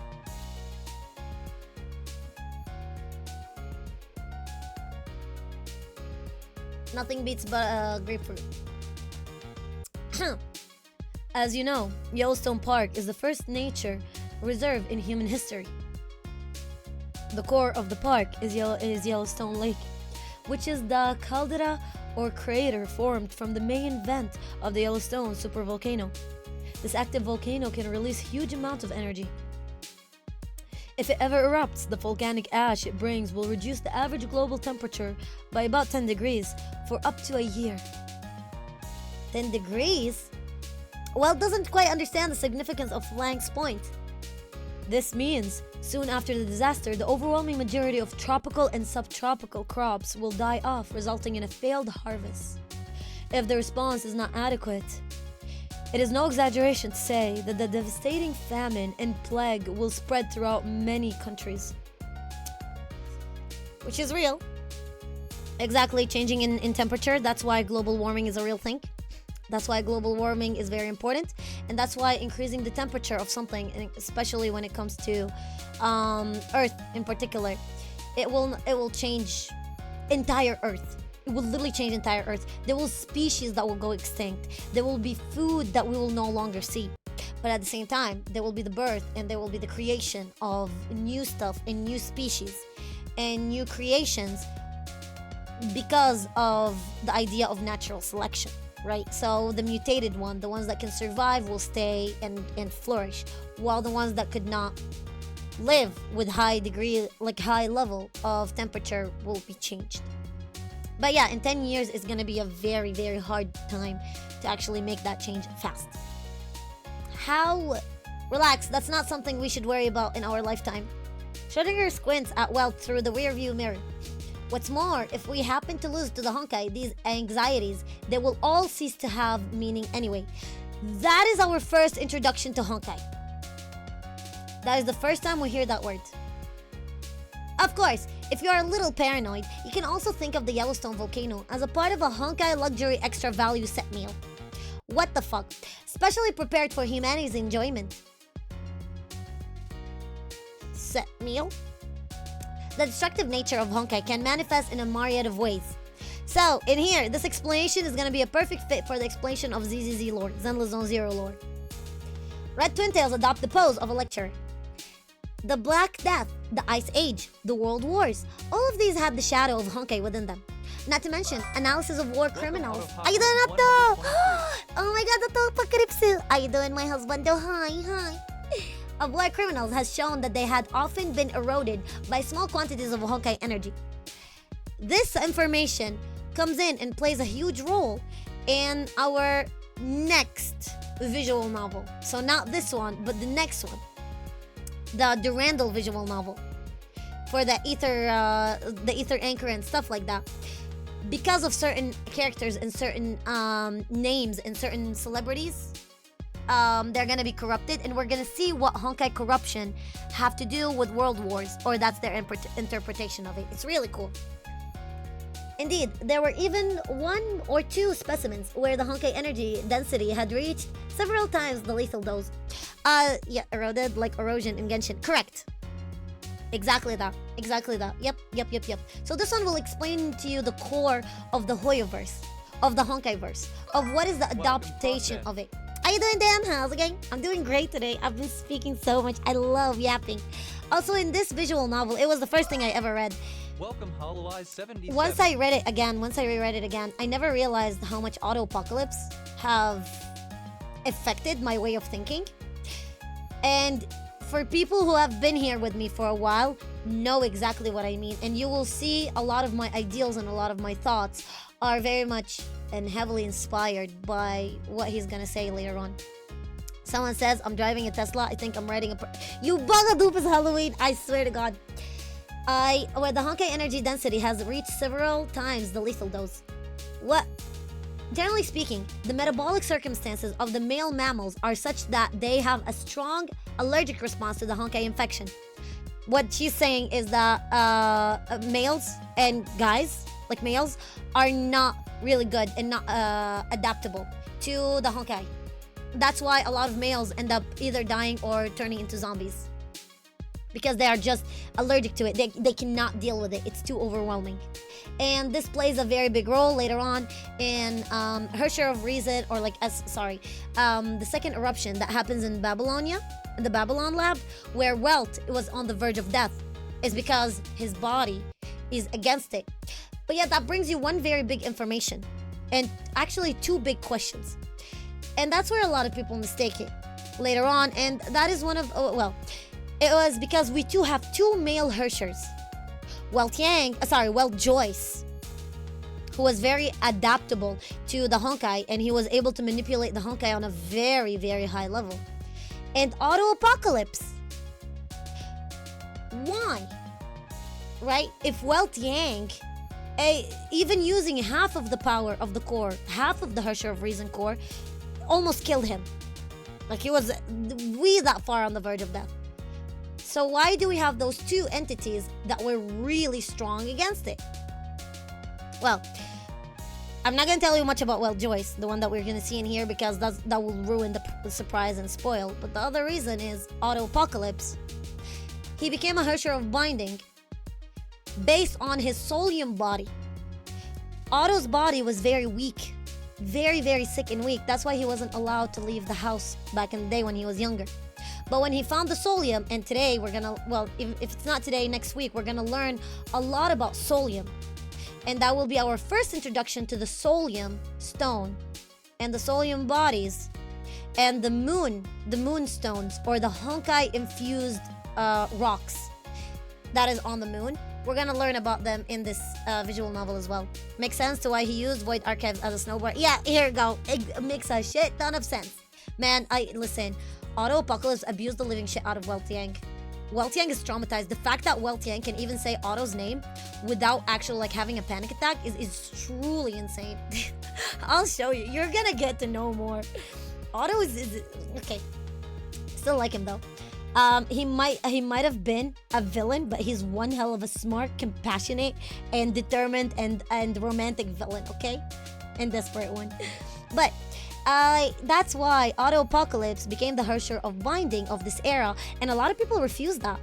I remember when it came out and I was telling people, hey, he's the Herrscher of Binding. And I was like, no. Teresa is gonna come out. No. Teresa is gonna... And then they said, no. We never had a Herrscher of Binding. Which we literally had him. But because it wasn't his real body. It was his Solium body. I'm sipping on Mountain Dew after drinking 2.5 bottles of hard gin. Ark, if anything happens to your liver or kidneys, I'm gonna make sure you don't get one, okay? You buckadoo face. You buggadoo face. I'm kidding here. Have a kiss. I'm one shot away from puking myself to Kingdom Come. Good job. Proud of you. It's like, how you doing, Otto? It is. We were speaking about quantum mechanics. We were speaking about Heisenberg. And Planck's constant. Oh my god, you just missed it. It was so much fun. But we're gonna go into more stuff as well. And now we're explaining more about the Honkai. It's so good. In other words, men's adaptability to Honkai is very low. But occasionally there are exceptions. Whether it's a male war criminal or you yourself, these are exceptional cases. Me? Welt had never thought that his name would be associated with the demonic war criminals, and for a while, he doesn't know how to react. Mind you, Welt used Void Archives. to chop wood and blunt animals to survive. Funny enough, my theory about the next collab is all of this happens inside of Welt's mind. In my opinion, like my theory is that we never really left Penacony. One of the memo keepers got into Welt's mind, and that's why you see in one of the reflections for Kiana, you see a memo keeper. And we know that there's multiple memo keepers that were already dispatched on Penacony. Actually, we already know another one of them. We know the names of 2 more, actually. Or it could be Black Swan herself. And you can see the reflection of it. And then all of those characters that are inside of that teaser and inside of that trailer are a basic reflection of Welt's knowledge and Welt's understanding and Welt's feeling. Kind of playing around. No, it's not. Kiana... I don't want to spoil too much. But Kiana is going through so much already, okay? Kiana's going through so much, and until they bridge the gate, we don't know what happens to Kiana at that point in here. See what I mean? And also Kiana has to do a lot with finality. Kiana cannot be in there. And finally, the most important part is that Sparkle is in there. Sparkle never really left Penacony, if that makes sense. So Sparkle is showing us reality. So Welt is living a lucid dream, not aware of it yet, or could be aware of it, trying to get out. And Sparkle is showing us the truth, just like how she gave Edward the memory of the worst nameless. And just like how she tried showing us the truth about Firefly and her past through, you know, the trash can and shampoo. Our brain starts filling up stuff. We spoke about it earlier in the stream, but yeah. I want to fight Kiana with my follow-up attack. I hope Kiana doesn't become a boss. I don't know if she will. I don't want her to become a boss. I want it to become playable, not a boss. God damn it. Yeah, what I'm looking forward to is the collab. Yeah, that is what it is, yeah. Okay. Yes, you clearly have some strange exotic property that we don't yet understand. The organization has conducted so many experiments on you, a point you should be already painfully aware of. No, I mean, so it was very, very traumatizing for Welt. Every single time he remembers those traumatic events, because he wasn't able to cope with them and go through them, he remembered that he was so dehumanized. So it's very, very painful for him. Calm down. The girl with the natural curls seated in the second row turns around and gently pats the young man's head. Your soul will not deteriorate. Aww. I wanna be here for him. God damn it. God damn it. Can I please have Well Joyce, please? Perhaps you have forgotten who you once were, but you are a kind and compassionate person. Get yourself, Einstein. There is no evidence of that, right? Trust me. No. Fuck. The fucking there is. I thought Einstein was a guy the whole time. No, Einstein and Tesla are both girls. And Einstein, her love interest is Well Joyce. Oh my god, you'll see them. They have such a beautiful, beautiful relationship. It's just so subtle and pretty and there's indeed not much evidence, and I have only my intuition to depend upon here. But please trust in me. Ah. Einstein's eyes are warm but resolute.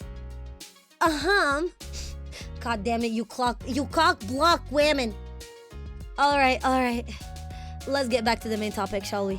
We're here to get down to business, yeah? Very interesting business, yeah?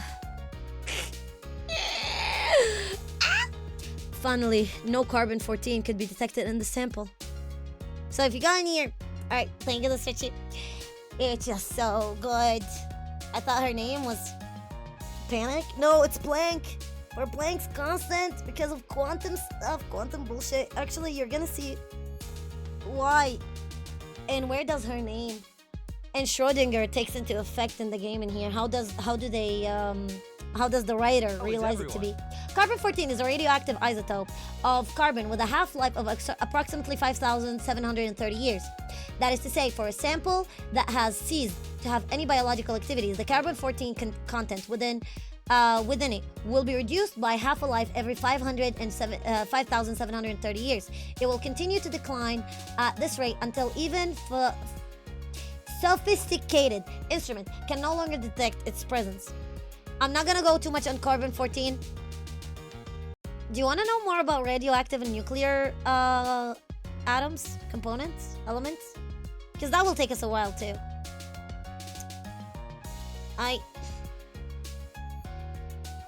you know what? No. I really want to speak. Just a little bit, okay? Just a tad bit. Just a tad bit. Okay. So, fuck. Carbon 14. Just a little bit. Wait, okay, our book. Oh yeah, yes and no. It's not available on global yet, but it's available on the Chinese, right? Teach us? Okay. Bet. Alright, perfect. Okay. So, carbon 14, like they were explained in here, is a radioactive isotope of carbon with a nucleus containing 6 protons and 8 nucleons. So what is an isotope? An isotope in particular is different deviations and different types of one thing, of one carbon, right? So now all our carbon exists in a stable property in real life. Awesome. Some carbons will be, depending on how ionic they are, depending on what kind of nucleic mass, depending on how much, protons and neutrons they have as well in life, they will come in many deviations. A lot of them will be stable, a lot of them will be unstable. A lot of them cannot exist in life as, on their own. A lot of them will exist in life as their own if they can achieve stability. Right? Now, when you have an atom that is not stable, that is where it's going to cause radioactivity, because it's going to change on a very atomical degree. It's going to change the formula and the formulation of your body, the formulation of your molecules, the formulation of other surrounding molecules, and stuff like that. That's why carbon 14 is one of the most known ones, and it's one of the most effective ones, and it affects us on the ozone layer, kind of like, it affects us on the sun and the ozone layer, kind of like not faction. I forgot the word, but like level. That's the word, level. See what I mean? So in here you can see the cosmic radiation. You have nitrogen 14, neutron capture. You'll have carbon 14. All 3 isotopes of the carbon that exist. That is 12, 13, and 14. 14 is radioactive. See, the 12 is the most common. Are absorbed into living organisms, right? Following death and burial, wood and bone lose C14 as it changes into N14 by beta decay, right? So N14 is the nitrogen. So when you open up a body, or when the body starts decaying, and you go inside of, if you open back a coffin, right? You're gonna smell the smell of nitrate. You're gonna smell the smell of nitrogen, the smell of nitrogen, the smell of it's like death. I don't know how to explain it. It's like death, or like fertilizer. That is one type of it. That's where carbon 14 decays because it's radioactive, and it becomes this nitrogen that will feed the soil off of it. Carol, do you have a tail? No. I don't. Sorry, creature. Yeah. And the constant change is detrimental to organic creatures like us. Correct. Here you go. Carbon dating. Exactly. Learning my weakness. Your weakness is carbon 14. That is a problem. Radioactivity. What are you in Ohio? Chernobyl? I swear. So yeah, I'm gonna only speak about that because any more than that, and Okay, here we go. From this comprehensive assessment, the last human activity in the ruins would have taken place around 50,000 BC, with a margin of error no more than 1,000 years. So why is this important? How you want to translate it? Because we said that carbon 14 is taken and is absorbed by humans and by living creatures. Later on, it translates right to nitrogen. But until it translates to nitrogen, it has a long time. You saw the half-life. The half-life is over 5,000 years. So that means the place that they reached does not have living beings. Trees, yes, they are living beings, but trees eat up this nitrogen that comes in from the decay. See what I mean? So it hits organism. It hits like animals. It hits like humans and stuff like that. But yeah, so basically, there's no living entity for the past 50,000 years in there because there's no carbon 14. There's no radioactive carbon in there. Thank you. You're welcome. What the fuck is going on? No tailplane. Oh my god! That is all. It's still incredible. The Finn clasps his hand together, sinking into deep contemplation. So what has happened 50,000 years ago? The last era. When the Herrscher of Finality came in, last era, or Herrscher of the End, and reset the world. And when you had the Flame Chasers, you know, Alicia or Pink Jesus and everybody fought off the Herrscher. They still lost, but they went in the bunkers and they went underground and they built a civilization underground waiting for the eruption to end, to go back up. Now, I did not expect that during the era of the previous civilization, human activity was already present in North America. It's analogous to us having research station in Antarctica. And it does not contradict our current era understanding of the previous era. Planck absent-mindedly plays with her long hair as if deliberate imitation of Schrödinger's form before. Wait, the furry doesn't have... No, I don't have... I'm not a furry. Those ears are not real. I'm an angel. No. The scale of this comparable to archaeological ruins in the old world. Things may not be as simple as you say. It's like, you. The Finn continues to prop up his chin with his clasped hands. When did this wannabe Sherlock Holmes fan come from? Oh my god, the inner monologue of Welt is just amazing. That Welt, who long ago had been scratching his head in confusion, now raises his hand. That previous era you speak of. Alright, you might see here some contradiction. You might see here some information being lacking. It's because they really never had the idea of the Flame Chasers in their brain, or the Elysian realm in their brain as a full mature topic by that time. What is it exactly? Now we're at... no, we haven't arrived at the Grandier yet. Professor Longhaired studies the signs along the highway. It's okay, we're still early. You lot can continue to pass the time. Pick one from among yourselves to give him a primer on the subject. Then let me explain. Okay, as an expert in ancient literature, the Finn simply could not refuse the offer. The previous era, as its name implies, was a scientifically and technologically advanced civilization that once flourished on Earth, long before the beginning of our own history. The civilization could be traced back to the Astrakhan archaeological site number 3, from around 35,000 BC. So if you're on here, Astrakhan is located on the shores of the Caspian Sea. It is the last great city through which Volga River flows. It is distributed on the more than a dozen islands connected by bridges. The city was founded in the 13th century by the Golden Horde and formed an independent Astrakhan Khanate from 1460 to 1556 before being annexed by the Grand Duchy of Moscow. The local specialty is watermelon. Nonsense.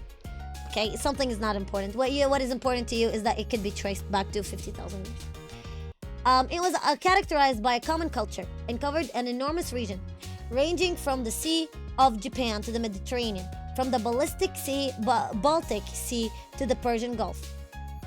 I'm trying to remember the name of the city. So in here, it used to be a very specific area called it's where Alicia is from. I'm trying to remember it so bad, but actually we can go back to the Elysian. I can guess. I don't even need to guess. I know where to look for it. So you see where this here. You see where this tree comes into play? Damn it. Here I go. Where is it? This tree in here. It's the last specimen from that area. What is it called?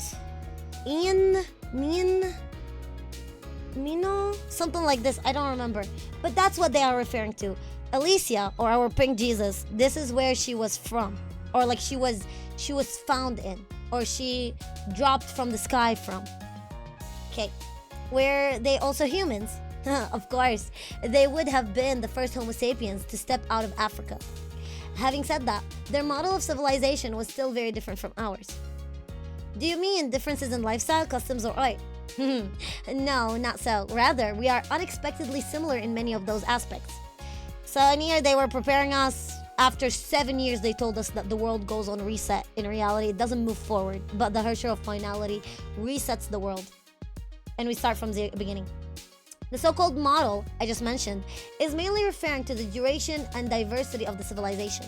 For example, our civilization today can be traced back to a few regions, such as the Middle East, as early as 4000 BC. So what they're speaking about in particular is the most historically recorded data. Obviously, if we were going to compare stuff, I think China has one of the most recorded and backtracked civilizations as well. The Chinese and Asian one.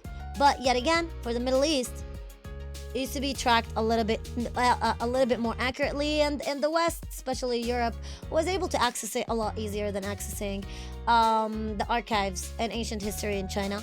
Another one of those fun facts: Damascus, the capital of Syria, is the oldest capital in history of the world.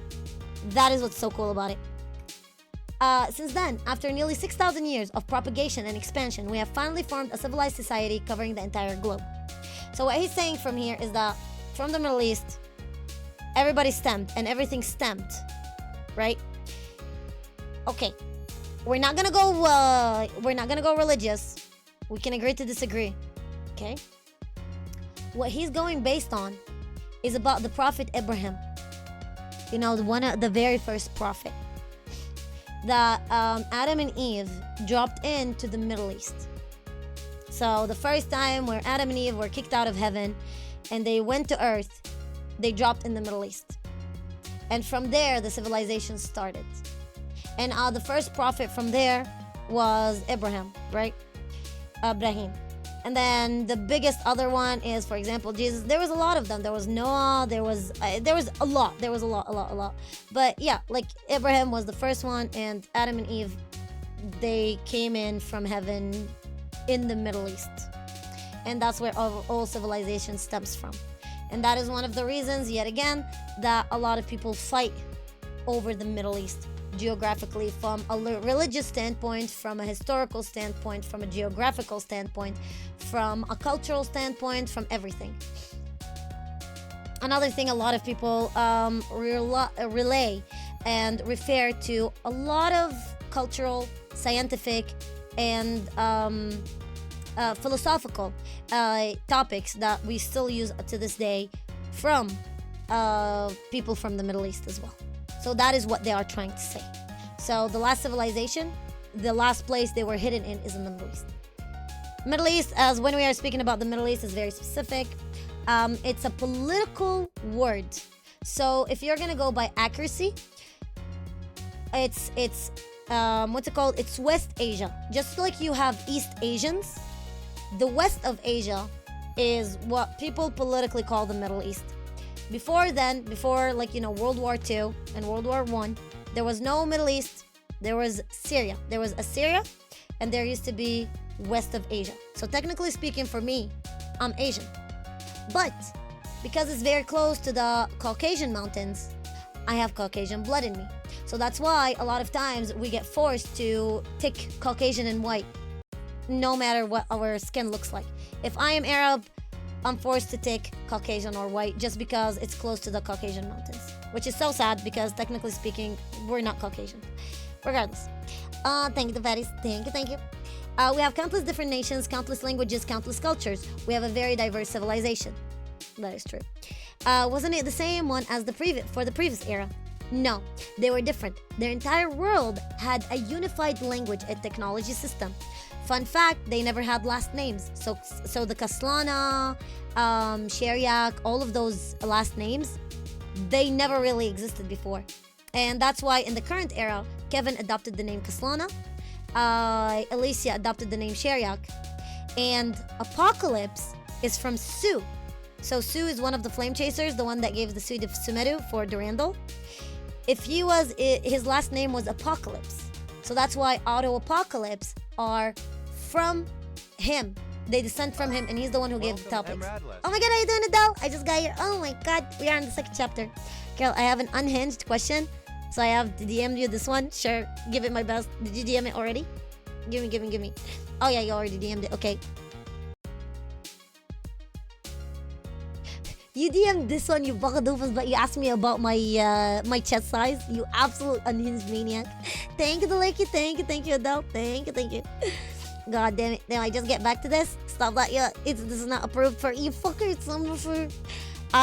Down. I prefer it down. Down. You doofus. Use you're the end of me. You're death of me. Okay, here we go. In our world, although the Greco-Roman, British, and American cultures have been very influential, they remain far from reaching the level of harmony. It's harmony. If we were to find a better comparison, the manner of unity is more like that of ancient East Asia. North, South, East Asia. Okay. Here we go. Where every other nation around China uses Han Chinese characters in some form or another. That is correct as well. So you're saying their culture diversity was very low. Moreover, they seem to have preserved the entire American continent in a pristine, uninhabited state, just like how we were now protecting Antarctica. To put it simply, it's almost as if this land was not their primary source of economic resources. They may have started using Honkai energy on a large scale very early on. If that were the case, then it doesn't make sense to settle in an area lacking in Honkai energy. Just like how the metropolises of today are often situated close to the seaports, river ports, and railway hubs. So all of what they are speaking about right now is a very fair assumption and a very fair topic and a way of thinking. But they are theorizing. And later on, they're going to be proven wrong. See what I mean? So, but it's a very fair statement and a very good way of thinking. Isn't Honkai a shockwave or radiation-like thing? Haha, lightning can be used to blast people to bits. Yeah, electricity can be to eliminate. X1 scare, you fucker! Can be I'm gonna kick your ass. The same is true to Honkai energy. From a physics perspective, Honkai energy, or so-called imaginary internal energy, now we're learning the basics. The actual basics of Honkai. This is incredible. So, imaginary internal energy. That means it stems from the imaginary tree.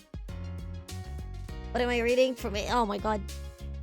Oh, even if I put it like that, you won't ever understand. What a headache. Imaginary internal energy is a hypothesis about a phenomena of the Honkai and the Big Bang. Einstein seemed uncharacteristically delighted to take over the explanation. Oh boy. Let me take a Okay. The second law of thermodynamics can be formulated as follows. If the entropy of a system decreases, it will inevitably cause the entropy of another system to rise by a greater margin. From the perspective of the information theory, this is equivalent to the huge information asymmetry between the ordinary environment. Let me explain what's going on. Actually, we can continue it in here. We can go back to the log if you want. Yeah. Information is highly chaotic, and in the negative entropic environment where information is highly ordered. Historically, research has shown that the Honkai energy is in this and this information asymmetry have a strong interrelationship mathematically. The imaginary internal energy belongs to the collapsing convergent manifold, while the so-called divergent manifold there is the four-dimensional space-time continuum. By the way, so tomorrow's stream, would you be able to help me with my chemistry? Sure? Yeah, we can take a look at it. Yeah.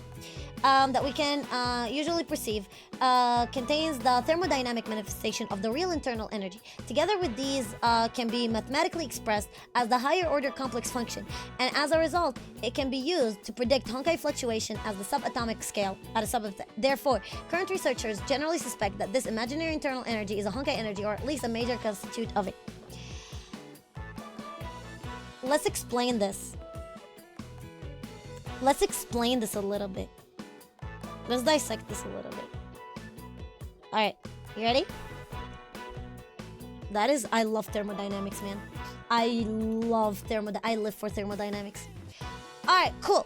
Now, how do we define an exothermic and endothermic reaction? When you have a thing that you need to put, let's say, if you have an entity and you have to put power into it, it's called endothermic.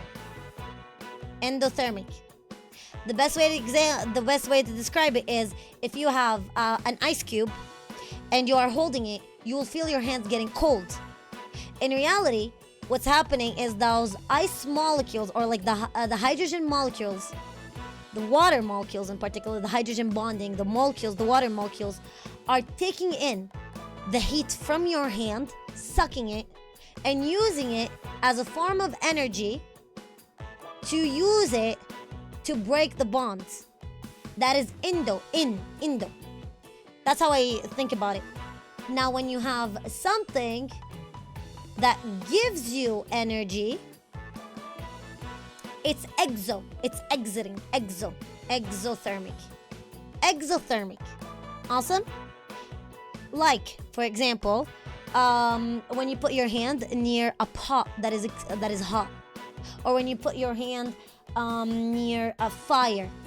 The fire itself, it's actually the oxygen. There's a very specific, I'm not gonna go into it, that's so much, but there's a very specific reaction that happens in it. The oxygen is being used to make fire, to keep that energy going, right? And when you put your hand near it, or near a hot pot or a hot kettle or whatever it is, you feel the energy radiating from it, coming from you. It's a part of radiation. You know what I mean? Just like the light. That's why light could be as well utilized to burn if it's in a convergent lens. It will come in all the way. I'm beat for tonight. No, Rebel, good night. I appreciate it, like, and thank you so much for helping towards the purple check mark. Exothermic is the one that explodes like TNT, correct. Endothermic is the one that sucks like the black hole, correct. That is another way, but I feel like this is a little bit complicated. I'm going a little bit easier, but you're right, Ace. You're right. Now, what is the importance of this? The more energy that comes out, the more entropy. So, like this. Let me delete those real quick. Here we go.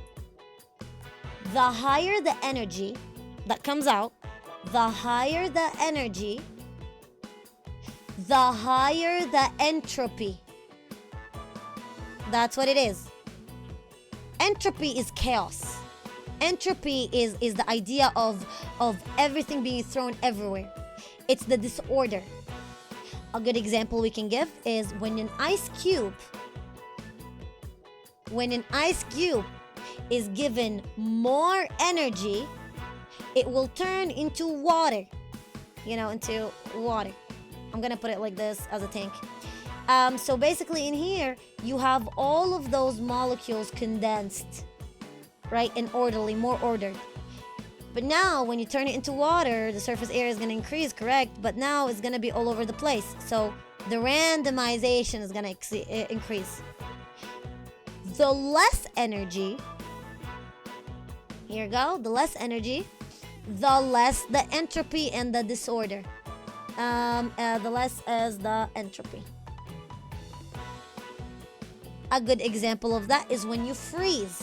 When you are freezing this water, you're taking this out. When you are freezing this water, right? Here we go.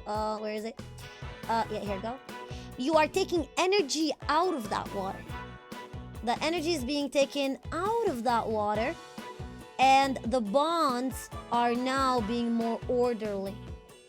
See what I mean? That's why you put it in a fridge. Fridge take the energy out of the water, and it turns it into, well, not in here actually.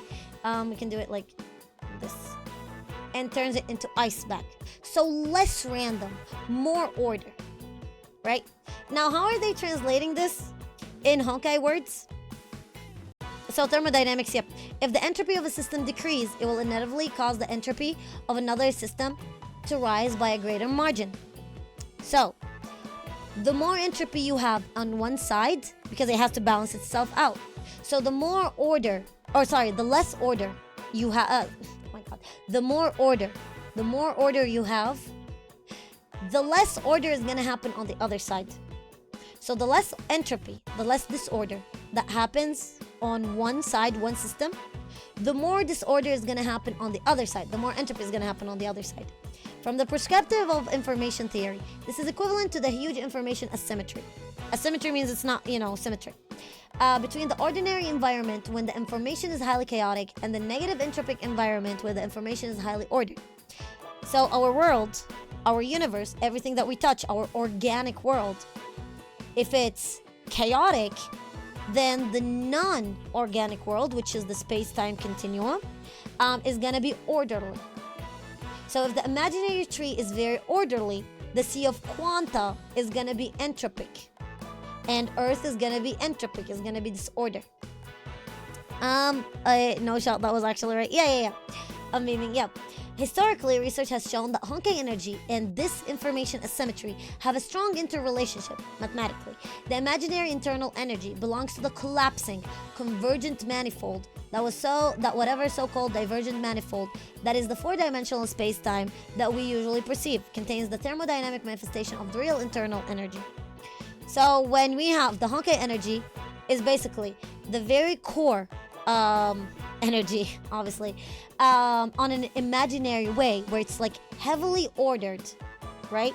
But when it goes into our inorganic to our organic world, it becomes very chaotic. So because of this, it's clashing. See what I mean? So that's why when it says interrelationship, so one of them is more chaotic, the other one is less. I can see how they came up with the name anti-entropy. Yep, anti-chaos, anti-HONKAI.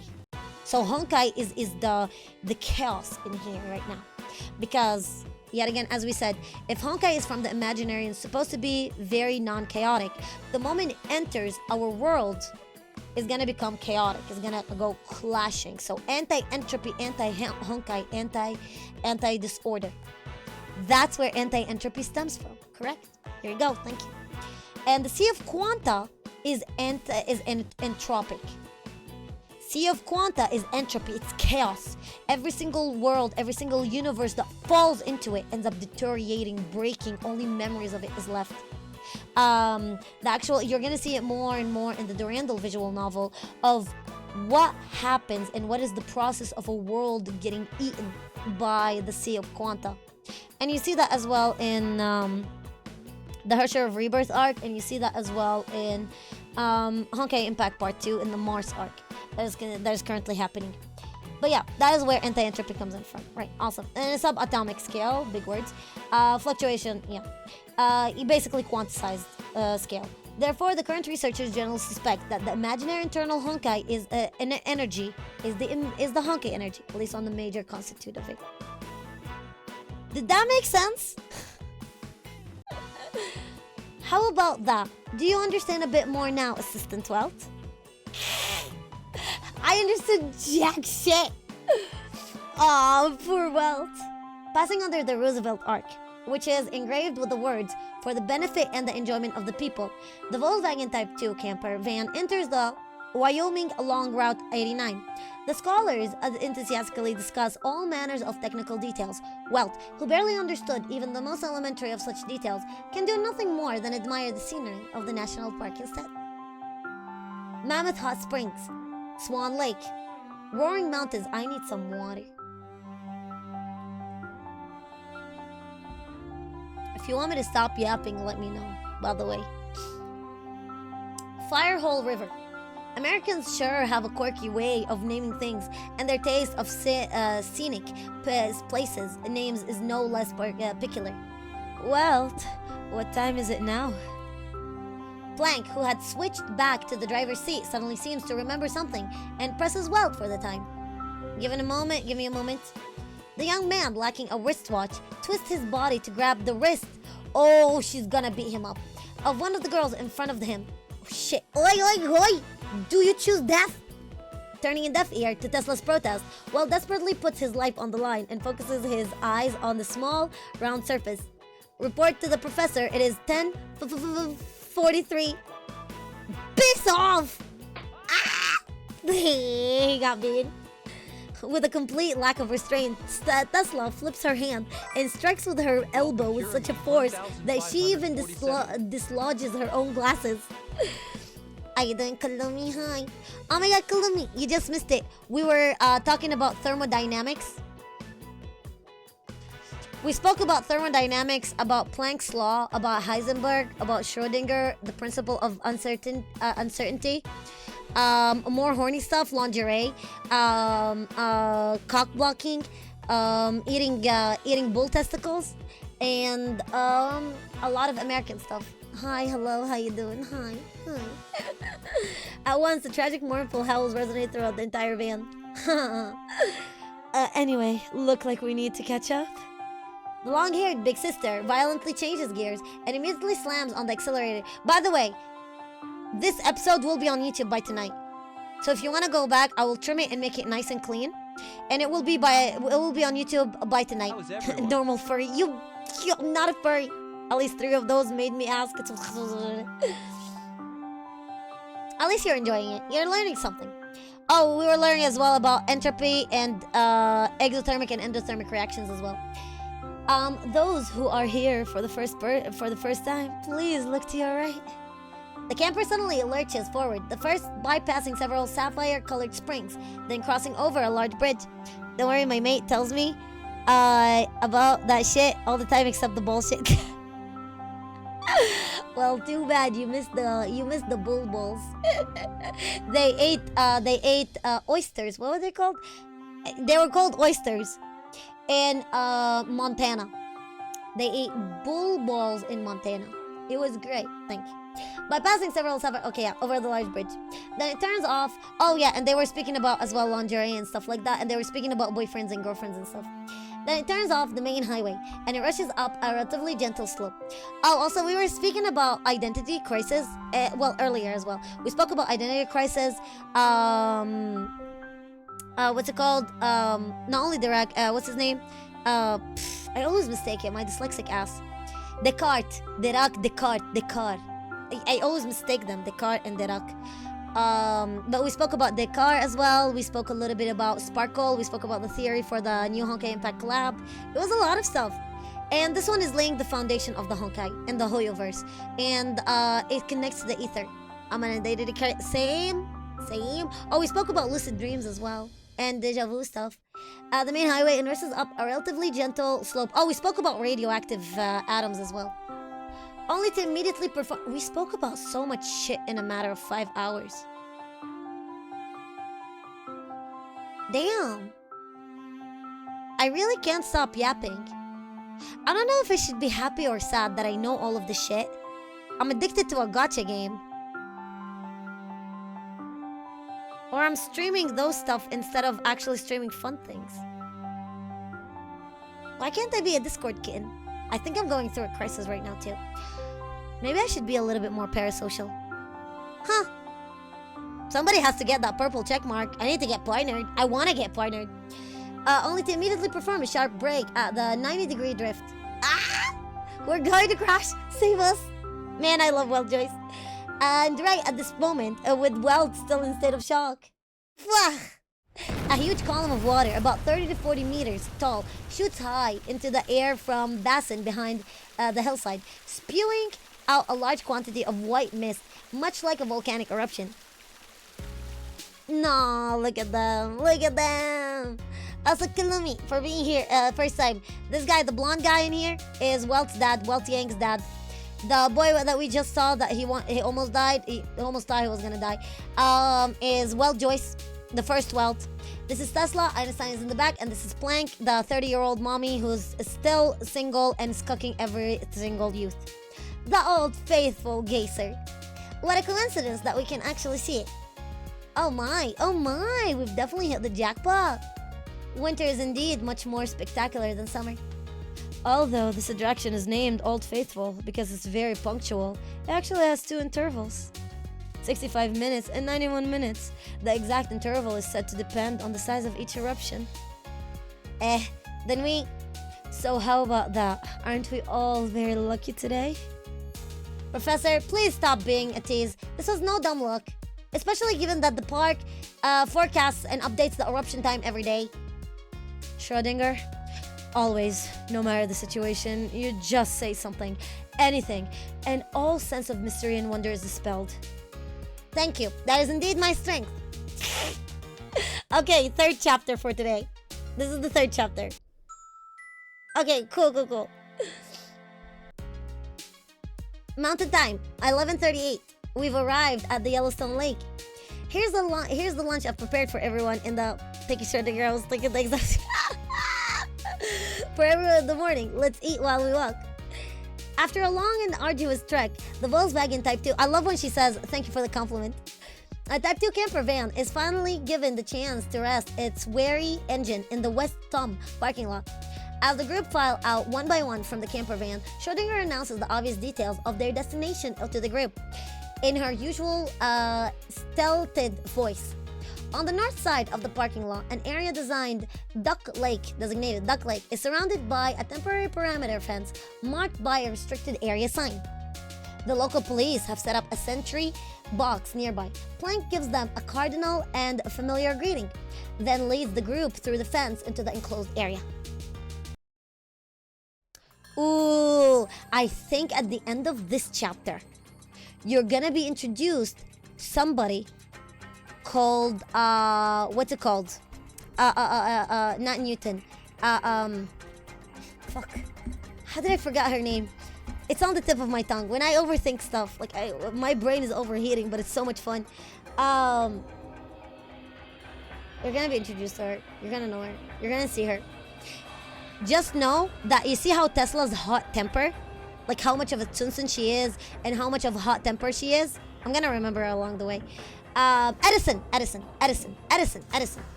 You're gonna meet Edison.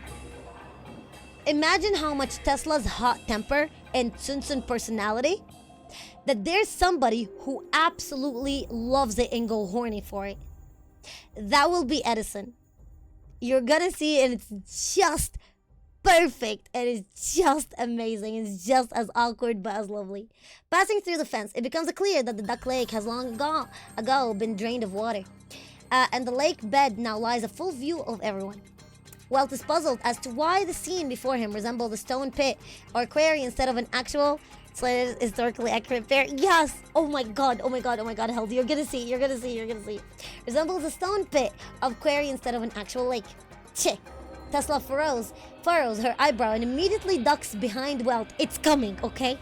That's what she said. Behind Welt to hide in his shadow. She seems to have noticed something. What's the matter? What rotten luck!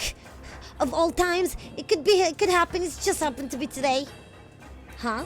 Lost and confused, Welt begins looking around in all directions, searching for an answer. But all he seems to notice, is a group of people dressed impeccably in black, riding an open-top elevator from the bottom of the lake, heading up towards them. And this group appears to be led by a woman dressed in a masculine leisure suit and wearing a ponytail. She certainly cuts an extraordinary figure. At the same time, Welt can feel Tesla frantically tracing circles on the back with a finger. Ugh, what is wrong with you, Dr. Tesla? Hi, Nancy. Alright, finished with your tour? Ignoring Tesla and Welt mumbling to each other, Planck greets the arriving personnel in a calm and collected manner. Oh, it's so good in here. That is Edison. She's gonna be very important. And I'll tell you an Easter egg that you find in the actual game afterwards. The gaze of Nancy passes by Planck and Schrodinger before resting upon Einstein and the others. Are these all your students? It can be said so. The long-haired big sister narrows her eyes and stares at Welt. She ratted Tesla out. Actually, we are members of the Imperial Institute Lab 40. Shut up. Imperial Institute. The lady in the menswear appears to be stunned for a few seconds. From London? Yes. Oh. With a faint smile, she walks up to the front of Welt's face and begins staring, her two eyes gazing at a position just behind Welt's back. The hand drawing circles on the back stops, as if on cue. The lady takes one step closer. Welt feels like their nose is about to bump into each other. Bump. Although Welt can hardly breathe properly, so the other person's gaze remains fixated on a specific spot behind Welt's head, as though Welt himself is a cloud of transparent air. I you doing, Ada? How's it going? Should I perhaps move out of the way? Of course. Be my guest. She doesn't even bother to make proper eye contact with the young man.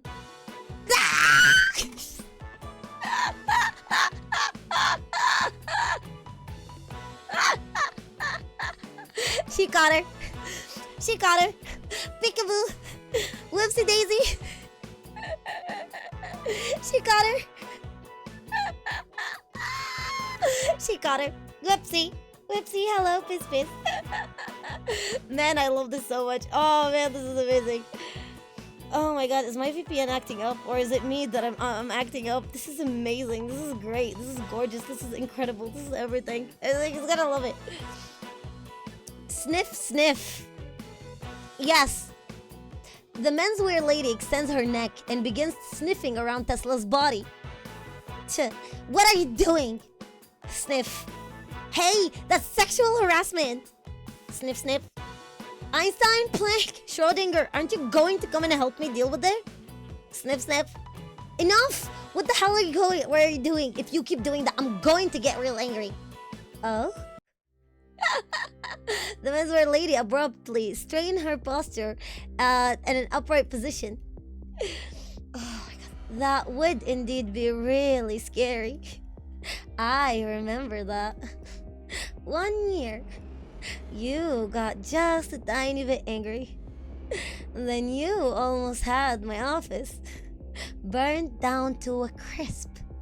Oh yeah, did I tell you Tesla likes bombing stuff? She tends to have so much experiments and she tends to bomb stuff all the time. And that's where she wastes all of the money and all of the what's it called? The allowance, all of the allowance and all of the investment money given to her. Fell asleep before novel? No. Isn't that right? With a faint smile, she slowly recounts, word by word, what apparently sounds like a rather horrifying incident. Humph, that incident was not my fault. But still, I think it was a good thing that your building burned down and collapsed. You cheapstake. On the opposite side of the ring, Tesla refuses to back down or show any weakness, instead tossing back a look of disdain. I cannot communicate with someone like you who lacks common sense in a fiscal matter.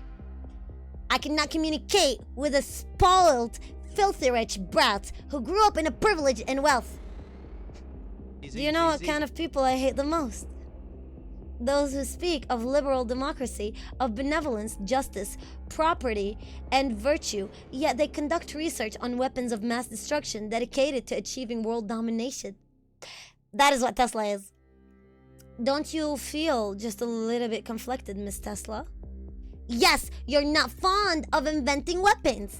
But do you think that if you stop inventing new weapons, there'll be more people dying from wars? There'll be no more? There'll be a day when both sides of the war will no longer be able to bear the cost of starting one. And that is our responsibility as investors to bring in such a day. This is the only way to end all wars. What else did your family do apart from filling their coffers, winning the approvals and praise of the pampered rich? Can there ever be a higher purpose of such a lifestyle? What is this about a General Electric company? Or should I say General Pathetic company? You really went ahead and said it? Of course I dare say it. I'm exercising the bare minimum of my right of free speech. Okay then.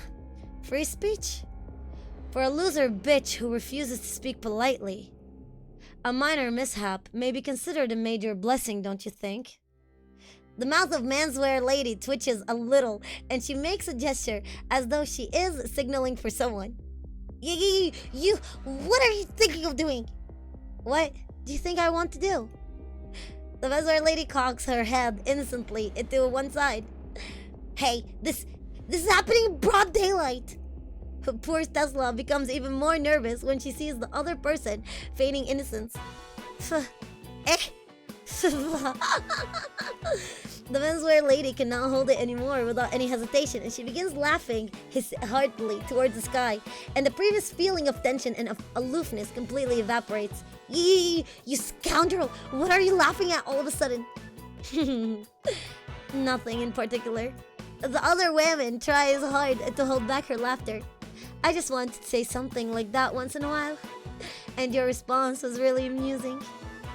How could you be so cute? Okay, now I can tell you about the Easter egg. So if you go into Honkai Impact, into the game, right? If you go to the game and you go to the dorm, and let's say you go to the dorm in here, right? So all you have to do is let's pick dorm. Let's put this in here, and let's pick this one. This one for now. Okay, if we were to pick here and we were to put dorm assignment, where's the dorm assignment? Not the directory. Edit. Residence. No. I'm trying to remember how to do it. It was the edit. Yeah, here we go.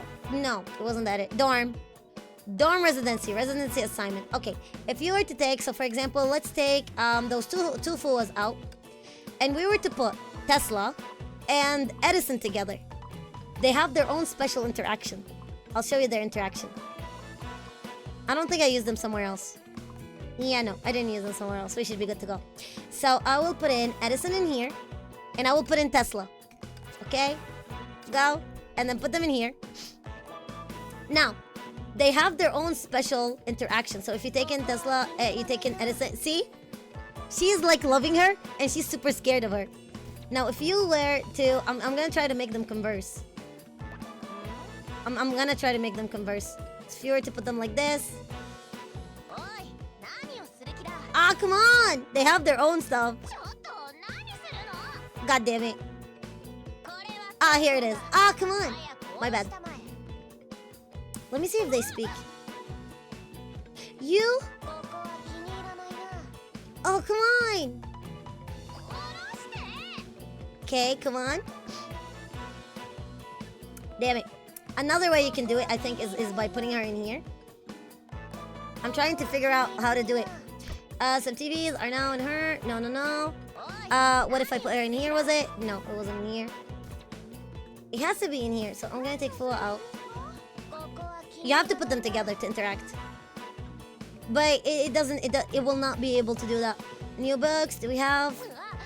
You literally just have to put them together. And she will tell her like, yoo-hoo, Tesla, come here. And she will try to run away. It doesn't show right now. I don't know why it doesn't show. I don't know why it doesn't show. But you will be able to see it. That's all I can tell you. That's an Easter egg that you're able to find in Honkai Impact, at least in here, in the main game. So, you got... Exactly, I got plank cock blocked. I got plank level of cock blocked. How can it be so cute? You... Perfect! How you doing, Volky? A few minutes later. I too understand the current situation. The menswear lady, I'm gonna call her Edison, goddamn, who had long since recovered her cool demeanor, nods indifferently. The investigation will be left... call her Edison, I said. Yeah, to you. Pew pew, my students are simply terrific. The long-haired big sit, I'm gonna call her Plank, makes an exaggerated motion to imitate the firing of a submachine gun. Yes, indeed, especially the redhead one. She seems full of fighting spirit now. Ho ho, that's a good look. You should keep it out. Edison reaches out and pats Tesla's head before strutting away without so much as a second thought. Abominable, this woman. You wait and see. As payback for today's event, I must redouble my effort. That person just now, she was a bit scary, wasn't she? Welt scratches his head, completely oblivious to the context underlying the entire interaction. Nancy Thomas, whatever, Edison, the patron of the North American branch, can be considered the actual person in charge. Many people in private refer to her as Princess Nancy. It is Welt! It is! Ugh, is it because she's always so overbearing and arrogant, so aggressive and moody? Not only that, thanks to her family, this person is very, very, very, very, very rich. With much deliberation and contained anger, Tesla recites a total of 5 varies. It is fair to say that she bought the entire North Branch, American branch. Ah, isn't she a very powerful person then? It should be said that she is more powerful than you could ever imagine. Red Twintails pouts with a slightly despotent expression. She is undoubtedly a genius. Whether it be the art of invention or the art of business, she is still a genius. If you don't consider some of her other qualities, she is indeed an unsounding, extraordinary person. We have a conflict in ideologies, and on top of that, personal grievances. Anyway, forget it. I'll get annoying if we keep asking. Unfortunately, Tesla did suffer a bit during her internship under Edison. Have WELT and Einstein fucked already? Oh no. They got cock-blocked twice so far? 3 times. They got cock-blocked 3 times. Yeah. And Planck did the last one now. Let's just consider the two of them as having an ill-fated star-crossed relationship. As Professor Planck explains, she takes her turn to pat Twin Tails' head. This time, she does not offer any resistance. Anyway, we should end discussion on this topic. Schrödinger glances gradually at Tesla, pulls out her ID card, and swipes on it, the activating device on the elevator. Let's hurry and enter the ruins. Okay. Let them get never. And while we were advancing towards the center to which we all way is drawn, I shivering in that internally cold shadow. I know not if it was will or destiny or chance. So cold, so cold. Ah, shit! We missed the actual thing. Fuck. This is taken from Dante's Inferno, by the way. This is taken from Dante's Inferno. I missed the little thingy to talk about it, but yeah. So cold, so cold. This is how, with an open top elevator. Please bear with it a little longer. Ara, Assistant Welt. Such a delicate flower, already struggling at 5 degrees below zero. I'm really looking forward to seeing you in January when it's minus 20 degrees, just to see your reaction. I doing Crimson? How's it going? We're doing great. How about you? Sorry, I really don't like the cold. Then work hard to retain your body. At some stage, I want to take you to the Antarctic. Man, what a wistful. Even you, Einstein? Even you? She teases him. Okay, you're gonna see where the civilization hid itself. You're doing great. This is... Although it's difficult for anyone half frozen in the cold wind to express any sort of emotion, Welt's eyes betray his great shock at the scene before them. Okay, this one is very important. It's gonna get kind of serious too. It is a large, solemn, yet incongruous looking door. The heavy-duty metal door is covered in many scratches and accumulated over many millennia. Yet on the panel surface, one can still clearly distinguish a line of simple but odd text. But I'm not gonna even try reading it. This is gonna be the old text. For the next generation to fight, it is up to us. It is for the future that we must fight. That's an approximation of its meaning. The Finn's voice becomes a little tense and excited. I'm pretty good. Nah, glad to hear that. Truly a professional. You can even translate it directly. Well. The librarian scratches his head, embarrassed. It's just that, compared to the others, I have access to research material that are a lot closer to the original source, I guess. So the original source will be Ada. And we're gonna learn about Ada, and we're gonna learn why Ada was retconned later on, and Prometheus became the real big thing. Besides, if it is an individual audio... Oh my god, English what? If it is an audio-visual resource, I can only ask my student, someone better qualified to interpret in my stead. Ask a student? Even then, you are already talented enough. After all, humans cannot compete with machines. We digress. Long-haired, okay, Planck, snaps her finger. Shall we all enter, everyone? Okay. Listen to this. Look at this. This is important for Genshin. This sets out the base of the Genshin theory and the Genshin lore. This sets out the base for it, okay? Walking through the ruins while chewing on a meaty burger for wealth, this is truly a novel experience. The structure of the ruins reminiscent of the ancient city of Petra, I've seen in certain a geographical magazine, or some dwarven city as described in Tolkien. Now, Petra. What is Petra? I'll show you Petra. In Arabic, it's called Batra. That is the real way to say it. Well, yeah, the Arabic way to say it. Petra is an ancient city in Jordan. Historically, it had been a major trading town situated strategically on the main thoroughfare and allowing transaction between the east and the west. Petra is very unique. The entrance narrow canyon, surrounded by cliffs. All the main buildings in the city had been carved out from the rust sandstone cliff. All of this is a lot of Japanese. The main thing that you can take from Petra is that the houses are carved in the mountains, in the stone. So when you see Petra, it was also used later on in Hersher of Rebirth Arc. So you know how you have like the top, the snow side, and the salt lake? That is where it is. So that is what Petra is. They carved architecture, they carved castles, they carved houses, they carved entire cities in the mountains in stone, and they lived in there. Look at that. Mausoleums, insane amount of architecture, all of it carved in stone to show the amazingness of human civilization, like how incredible it is. It's still a site, still open in Jordan. I believe that inside of this is a museum now, and it's truly incredible. And that is the canyon. That is the canyon they are speaking of. You have to go in through that canyon to be able to access Petra. Truly incredible stuff. Truly amazing. It's actually cheap to go there as a visit if you're ever around in the area in Jordan, in the Middle East. Amazing feat. I'd love to visit. Oh my god, it's an incredible place to go and visit. And it reminds you a little bit of the Grand Canyon as well. Why is it important? Because in the past era, you can hear the music. Because at the last era, they had to run away from the eruption. And they had to run away from the Honkai and the Hersher of the End.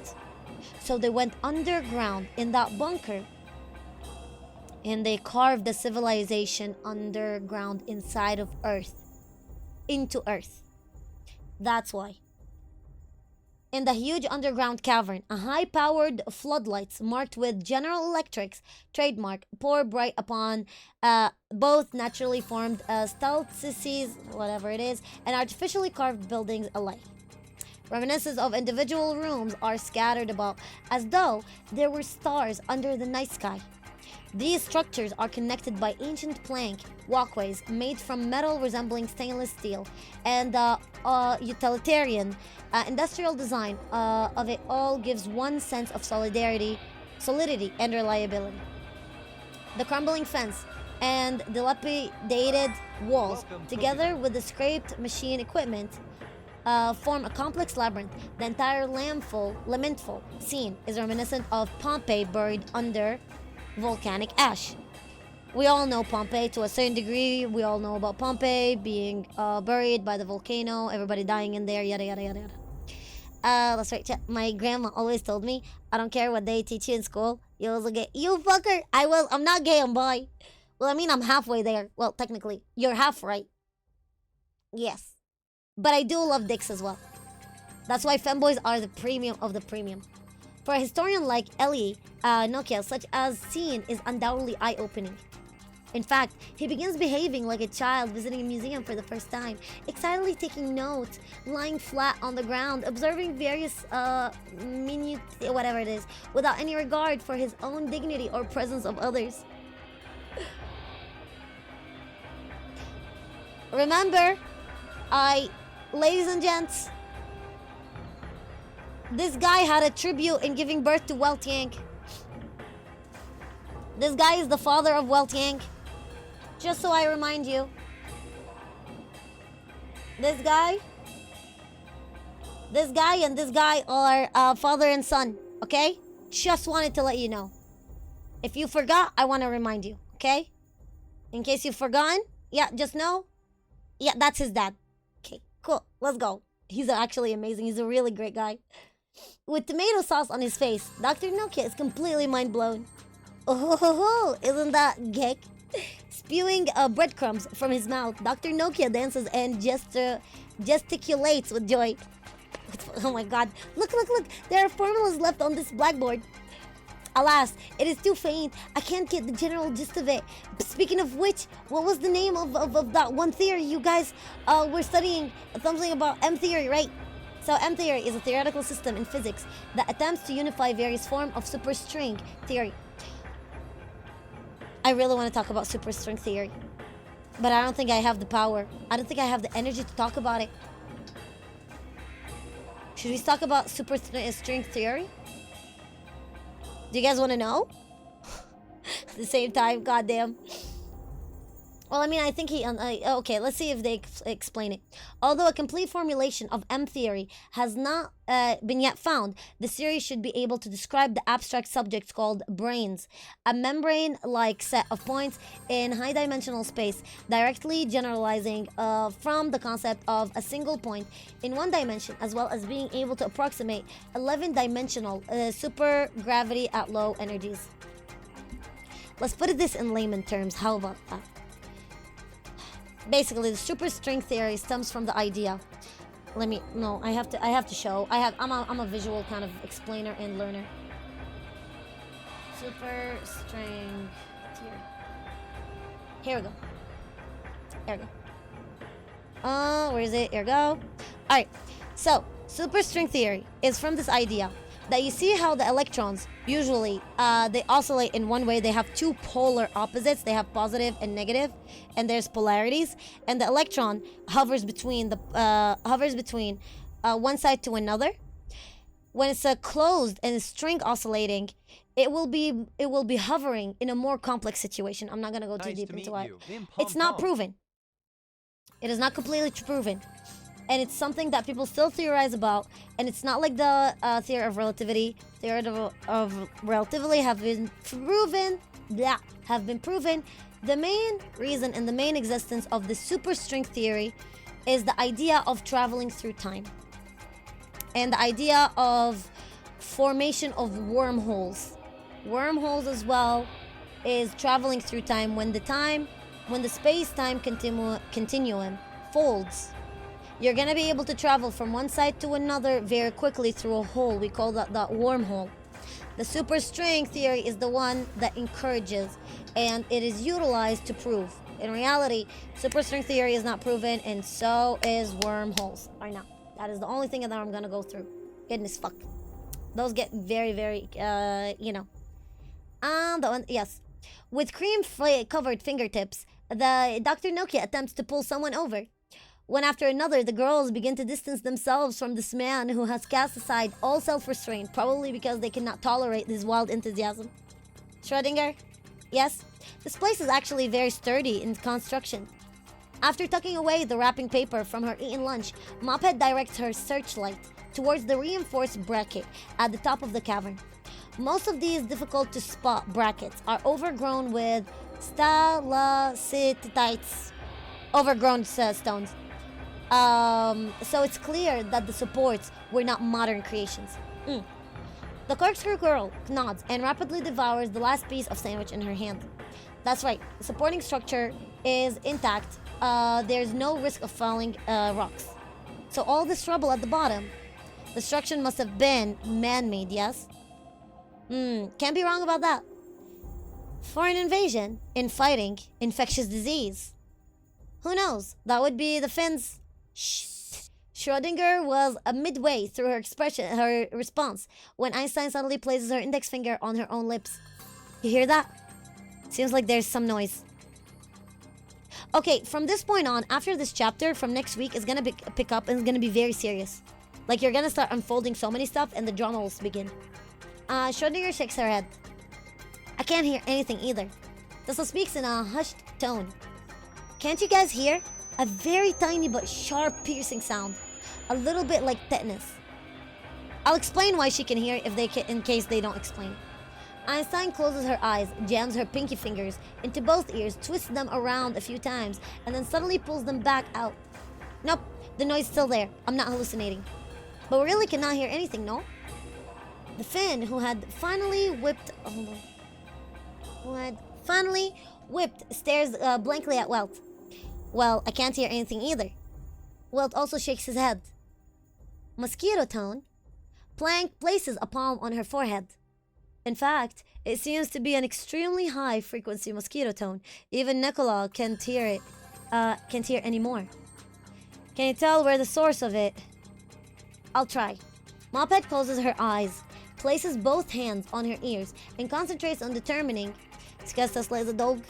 No, actually, funny enough, it's Einstein who's hearing it. The main reason for that is age. It's actually age. I think they're gonna talk about it, but I'll explain in case they don't. Ears and concentrates on determining the direction of the tiny piercing noise. Tesla hurries forward and holds her arm, guiding her along the path. What's the mosquito tone? Welt has absolutely no idea what the scientists are busy doing this time. In simple terms, it's an ultrasound that only a miner can hear. It's most likely caused by some man-made facility that is still operational down here. Sai is the youngest. Yep, she's 17. Correct. Mosquito tones are tones specifically produced by a special sound wave with frequencies around 17.4 hertz, kilohertz. The ear's hearing of these sounds begin to decline sharply after the age of 18, and they can't be heard at all by the age of 25. On the other hand, everyday imitations of mosquito sounds, including those from real mosquitoes, produce sound waves with frequencies about 8 hertz, which can be heard by most people with normal hearing. See what I mean? Yeah, fair enough. Focuses on helping Einstein. Tesla gives a few words of explanation without looking back at him. There's a wall in front. Be careful of the step. Wait, this is the dead end. We need a detour.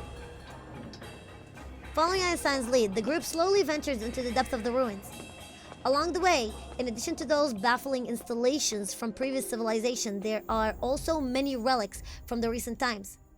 Numerous bones, unwithered and intact, early 19th century rifles, and even some tents that were apparently from the local Shoshone tribe. I guess it's one of those tribes. Indigenous tribe, yep. Of the Otto-Aztecan family, the strategy game, okay, cool.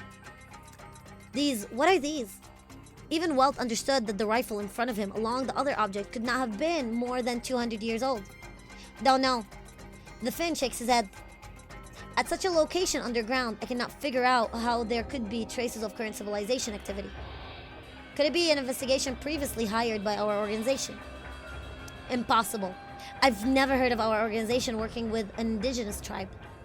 So, this place ever been used as a refuge by indigenous people? Do you think they could have had the ability to drain the lake above us?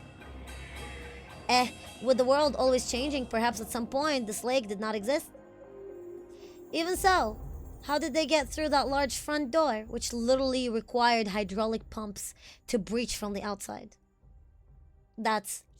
Shh. Planks makes a gesture, signaling them to please speak more softly. If you are really curious, I think there's a famous quote in a novel that fits the situation just now. I'm not gonna even bother reading it, I'm gonna translate it. All human wisdom is contained in these two words, wait and hope. The Count of Monte Cristo. Okay. And this one is... Oh yeah, wait and hope. I think this is the spot. The group has halted in front of a room deep in the ruins. Thank you for your effort. Cover your ears and rest a while. Leave the opening door to us. Planck urges Einstein, while at the same time studying the mechanism at the containment door. Crunch. To everyone's surprise, the mysterious door opened with only a light tug from Planck. That means it's been opened before. I'm not that rough a woman. I'm not that rough a woman. You know. Nobody cares, Professor. Damn, Schrodinger, damn. On the other side of the door is an abnormally clean room. Welcome, I don't know, how's it going? A job application? Fucking hell, don't even talk to me about those. I didn't ask for a horse, sorry. Of all four walls, some material resembling a plastic wallpaper has already liquefied and crumbled. Welcome, Avan Chain 007. Oh wait, but remarkably, the ivory-colored table in the center of the room is almost spotless. How's it going, Evan? How's it going? How you doing, lovely? Hi. We're reading the story. It's so good. And I'm gonna upload it on YouTube. So hi, how's it going? On the table sits a weird machine with many tubular protrusions. Within it, red and green fluorescent lights flicker unnecessary. There shall be no more strange noises from now on. Schrödinger picks up a weird machine from the table and takes out a bar-shaped battery-like object from the space. From the look of its structural design, this should be an ultrasonic generator. I don't know how it could have remained functional for so long. Ultrasound? So the mosquito tone was just a secondary effect. Planck lifts a portable torch over her shoulder and looks back out towards the door. Einstein? Can you still hear the sound? No, it's gone. To show that she is indeed no longer affected, the girl walks toward the door, okay, with her head raised. Wait, this is... Suddenly, the girl's eyes widen, aided by the torchlight on someone's shoulder. She is able to notice something on the ceiling. Okay. Oh, the music is picking up. To the youngs who come here, I leave the last solium to you, Knights of the Maiden Castle. Laudanum, door A.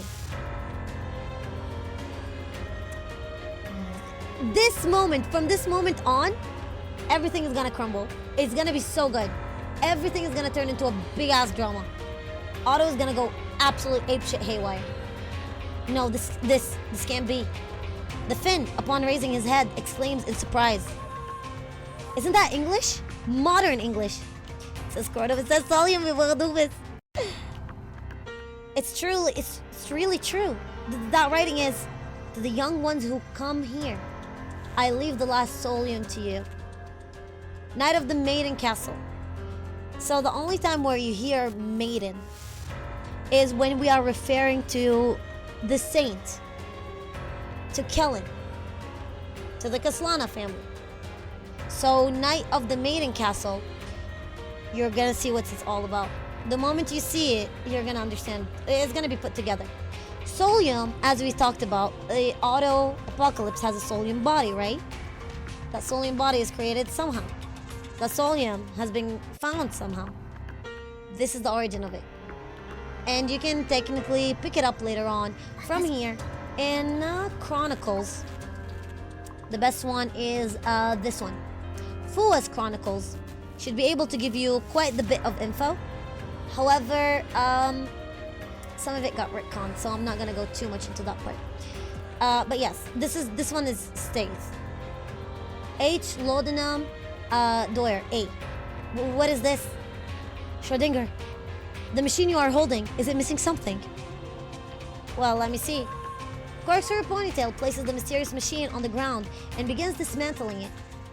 It should open up here. Oh, there's indeed a cavity in it. And the receptacle.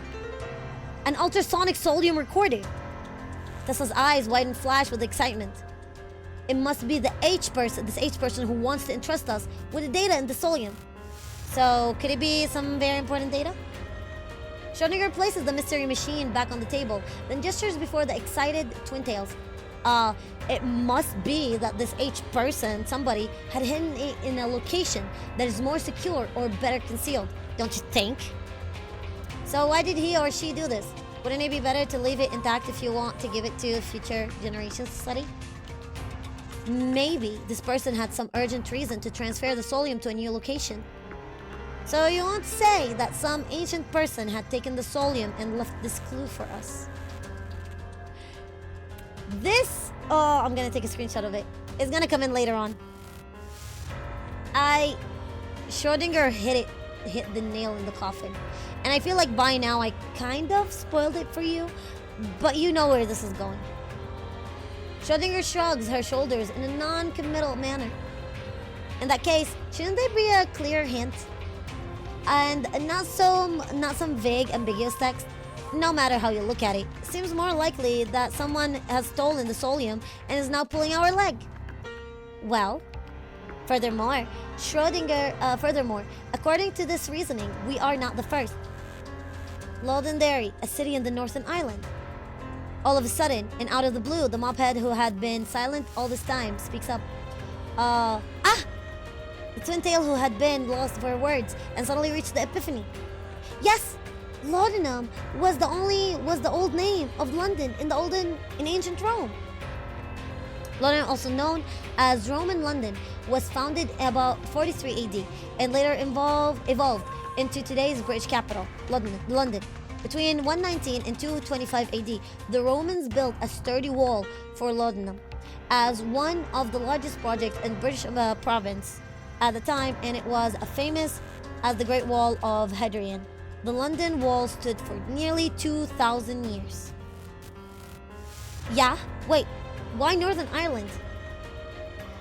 Of all the places whose name includes the word London, only Londonderry has the nickname Maiden City or Castle. This is because historically it has never been captured by foreign enemies. How's it going? How you doing, Shy? How's it going? How you doing? It tells you a little bit about the Maiden City because it has never captured. They already explained it, I think, enough. And incidentally, Doyer is also Gaelic for dairy, and that's double the evidence. Oh, that's it. Twin Tails looks, how you doing, Shy? Hi, lovely. I'm not a furry. Looks admiring at her roommates. That may be just a coincidence still. Schrödinger is still not particularly convinced. How in the world can there be possibly such a coincidence? From a mathematical perspective, don't even talk about it. Even the conception and birth of a person is a zero probability event. Well boy, in probability theory, if the probability of an event is zero, it's called a zero probability event, which means that the event almost certainly does not happen. Since an infinite set, the probability of an event depends on the measurements in the sample space. There are indeed possible but almost certainly improbable events. For example, taking any number from all real numbers and the number is irrational. Layman terms, long story short, when you have zero probability, that means it's basically impossible for something to happen. Easy as that. So going in and taking from all those real number, and one of them is rational, and the number is rational, it's basically impossible. There is a lot of infinite options, and there's a lot of probability, there's a lot of possibilities, and there's a lot of infinite options, and none of them would give you that probability. Not even 0.0000001 of a chance. That is what zero probability is. Yeah. Don't talk to me about mathematics. What does this have to do with maths? Seeing that the direction of the two girls' dispute has slowly deviated off track, Big Sister Plank deliberately clears her throat. At the moment, we cannot confirm anything yet. I do have an idea, but I don't know whether you'll agree. Before introducing her proposition, she gives Tesla a sly glance. Late night the next day. On the flight back to London, a terminally bored WELT returns to playing cards on the box. One more round of the single-player game called Solitaire, and he felt he couldn't vomit. Einstein again has a book covering her face, and Tesla is again asleep and sprawled all over her seat. As for the Finn who was there before, he is no longer on this plane at all. So he never left with them. So they went back to London and he stayed with them. After today's investigation, I suggest we divide our troops to follow two paths. The previous day, at the cavern beneath the Yellowstone Park, the Professor Big Sis proposed her idea. The Lab 42 team shall return to London and investigate the clues certain HA person. We, the North American branch, shall continue to excavate these historical ruins. It'll be better for Dr. Nokia to stay here and aid us. Your translation skill will be even more useful here. That should be no problem, as long as both Einstein and Tesla agree. It won't be a bad idea to leave that expert on an ancient writing with us. It seems that even Schrödinger was quite satisfied with the arrangement. No problem from our side as well. On the other hand, Tesla was also too eager to speak on behalf of Lab 42. In addition, I have already spoken with Edison, and I will return to the headquarters as soon as possible to report on behalf of the Northern American branch. Conveniently, I'll be on the same flight as Lab 42. Huh? Schrödinger was apparently unaware of this. Shouldn't she attend the debriefing in person? To let our Princess Nancy go and meet the council. I don't have to say anything, and you can probably imagine the scene that would cause. Planck laughed bitterly. Recently, there have been more and more conflicts between our branch and the headquarters. If I go in her stead, the communication will run just a little smoother. So what's happening at this point internally is that Shiskol is basically fighting. The European branch and the Asian branch is fighting with the American branch. The one responsible for the Asian branch, well, I mean, all of them, is Auto Apocalypse, right? But Auto Apocalypse himself resides over the Asian branch. Like, that is the main headquarter, kinda, sorta. But that is where the problem is. The American branch is not as willing to bend rules and give up all of their research to the Asian branch and to Auto. They have their own vendetta, and again, the headquarters is very monetarily, invested, very financial oriented and stuff like that. So there's a lot of problems going in as well. Just like, in the IPC, how the 10 Stonehearts and Diamond are fighting against the other IPC members. So something like that. That just sounds like a procrastination tactic. The corkscrew ponytail sighed. Since Her Royal Highness made the branch a business, we have not had a good relationship with that group of old codgers. They seem to be friendlier even with the Soviets. Big Sister shrugged. But to be honest, in their eyes, being who they are, the nation, the economy... Oh fuck, I missed it. Okay.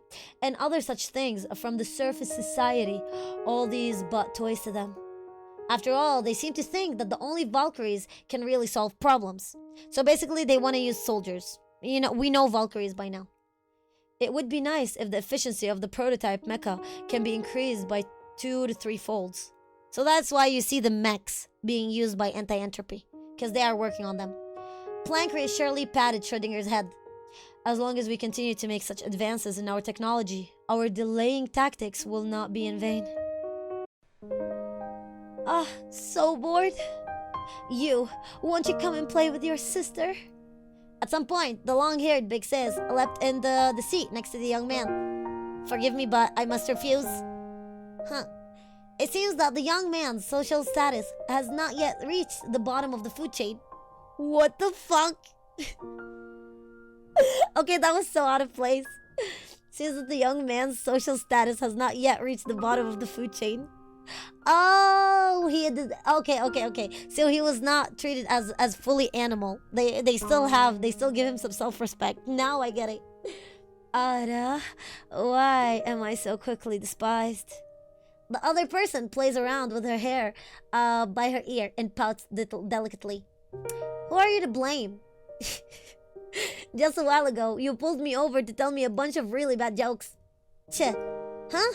Don't tell me that you still wish to continue. Scientists clearly have all kinds of hobbies. The long-haired sis puts a pitiful face. Compared to eating, drinking, whoring. Yes, she actually used the word whore. Whoring. Like fucking around. Whoring, gambling, and so on. What is it to occupy you with a little joke? From my perspective, it is because you only have my students in your heart. About Einstein. You despise your big sister for being too old, don't you? No, that's not true. Why would you think so? Then come and play with me. So, Professor, can you at least explain what do you want to play? What sorts of things would a little brother be interested in? Since the others are sleeping, how about we go on a date? Huh? Well, what are you saying just now? What? Is there something with your big sister that you're not satisfied with? What in the fucking Alabama bullshit is this? This is not a question of being satisfied or not. But after we get off the plane, won't we be going off on our own separate paths to do our own separate things? That's right, so? The older sister smiles mysteriously, then tears off a few pages of her notebook and begins scribbling. Will you be able to protect the girls? Oh shit. If it comes down, okay, if it comes to that, if it's something within an ordinary man's ability. No, that will not be enough. We assume that there is indeed a person from the past, the so-called HA, who took the solium steel from the ruins of the Yellowstone and intentionally left clues behind. So basically, no, they're not sibling. No, they're not sibling. The problem is when they are using it in that way. Funny enough, I got to learn from one of my friends that the way they use siblings, especially when it comes to cousins in China, is because there is they used to have like that policy of one child. So cousins became basically siblings. They would call each other siblings, and that's why the word and the usage of the word brother and sister is very common in there. But when you translate it to English, it feels so weird. Like, come and play with your sister. Wanna go and play with your big sister? Come on. Yeah. Okay, so the person who's fucking around with them, yes, they are right and they are on point. In that case, there's one thing that we can determine here. He or she must have felt that it was not safe for the solium to remain there. Moreover, even moving it to the United Kingdom and hiding it properly is not enough. Also, they felt the need to leave behind enough clues for future generations to inherit their own cause. So here comes the question. What kind of conflict of interest is it? What would make someone go to such lengths to do this? It's hard to say. Does the other party have a corresponding successor? Is it some organization that cannot be opposed by one person alone? So that's why all the adult films are talking about sisters translated. Oni-chan, Oni-chan, Oni-chan. Jail. Sweet home Alabama is real. Damn, I can't eat. What the fuck? Oh my god. Well said. I mean, technically speaking, theoretically speaking, I mean, it's still very much a big thing to marry your cousin in a lot of other countries. Fun fact, in Syria, one of the ways you can, I think I explained it before, but you say to someone, you say to your husband, my cousin, as an endearing, is like saying honey, or dear, or my love. You say my cousin. So it's a real thing. Still very much used. And it stems from that. It stems from the idea of, oh, nobody deserves you more than your cousin, okay? You can do it in a lot of US states. Like oh my god, I didn't know about that part. The problem is it causes a lot of inbreeding. You don't want that inbreeding. So yeah, so an organization that cannot be withstood by a single person, and that is also interested in solium. In the world that we know of today, what are the possible answers? I only know of one, but I also know only of one answer. So they are already doubting Shiskel. So in here, Planck has already realized who's toying with them. Auto Apocalypse.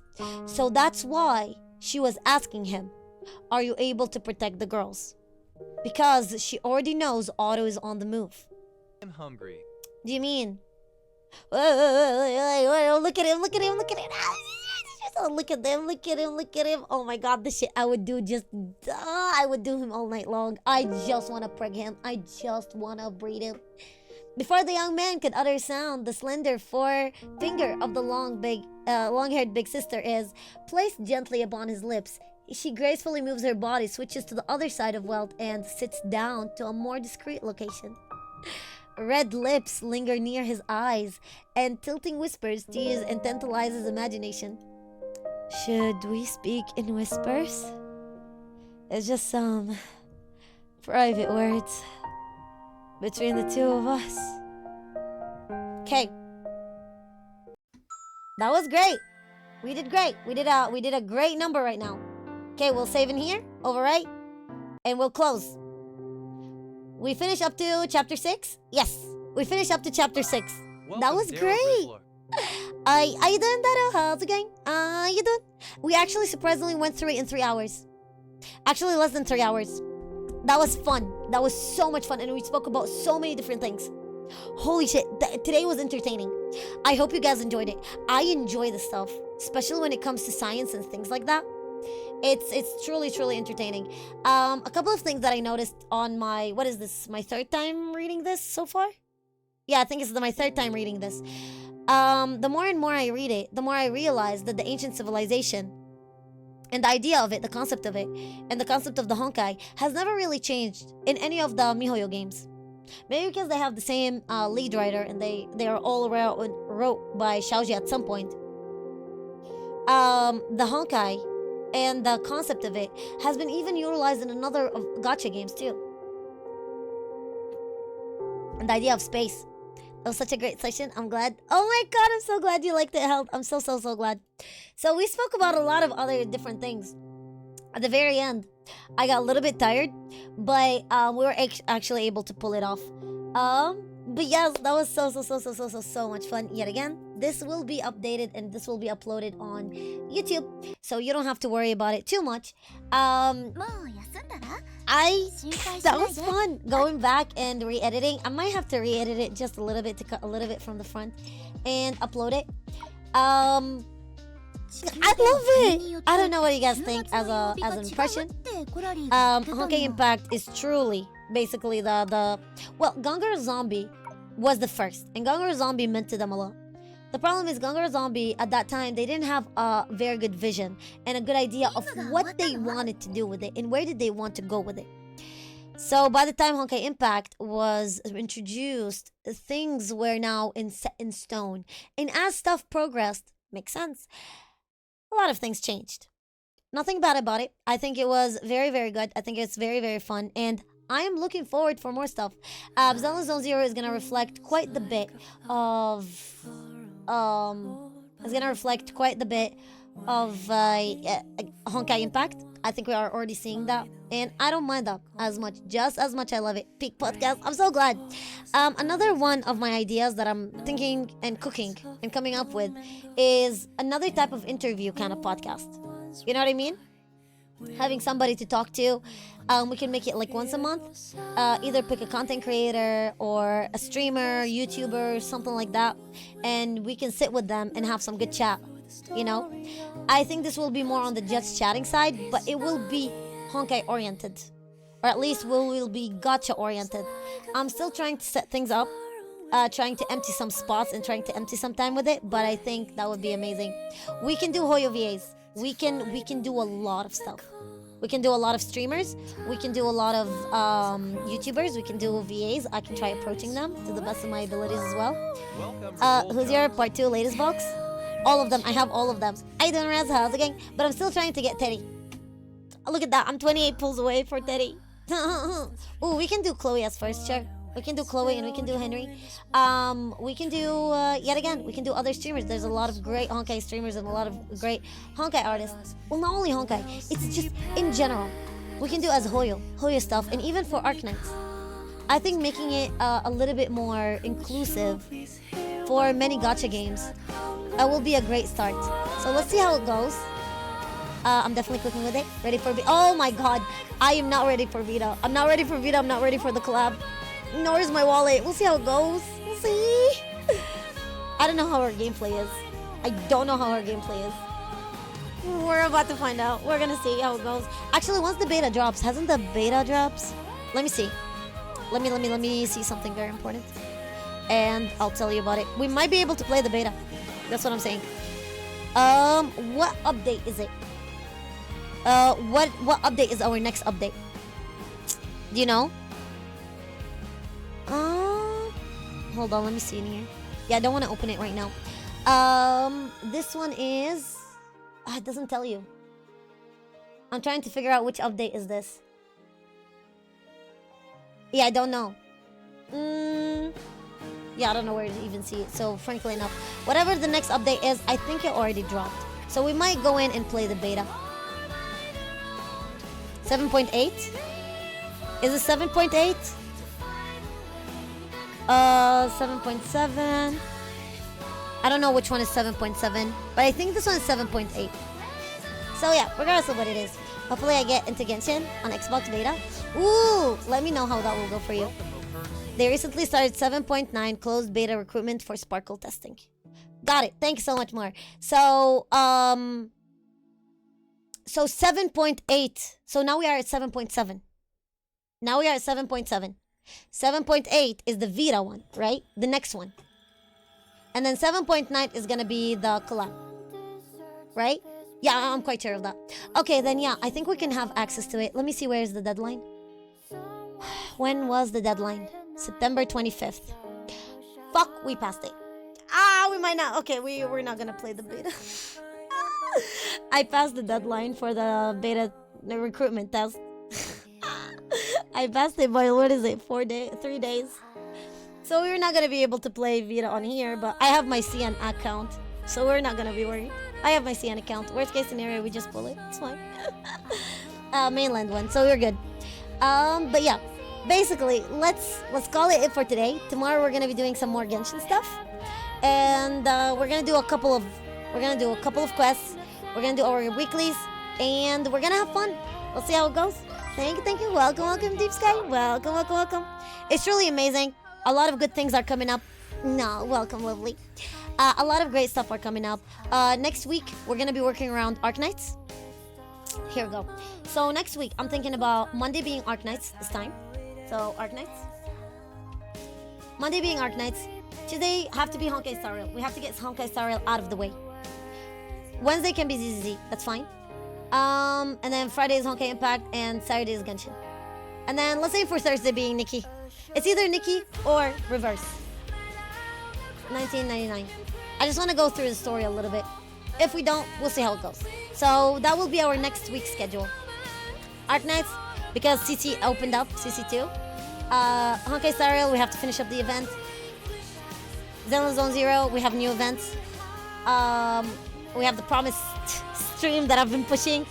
Friday is Honkai Impact, we're going to continue it, and Saturday is Genshin. Oh my god, the week goes by very fast. Sunday, I don't stream. So yes, let's pretty much wrap it up for today. I'm gonna put in, let me choose one. I would put regression, but I'm not gonna. Yeah. So I'm gonna put you Himiko. Yeah, that's smart. Actually, no, I'm gonna put you Starfall. Starfall is good. Alright, let's pretty much wrap it up for today. I think today was great. It will be uploaded yet again. Thank you so much for every single person who was here. Thanks so much, Sky. Thanks so much, Mars. Thanks so much, Goddess, as well. And thanks so much for the raid. Thanks so much, Raz. Thanks so much, Bravo. Thanks so much, Bart. Thanks so much, Help. Thank you so much, Dado. Thank you so much, Adele. Thank you so much, Dolphin. Thank you so much, Evan. Thanks so much, Shai. Thank you so much, Coconut. Thanks so much, Crimson. Thanks so much, Katsu.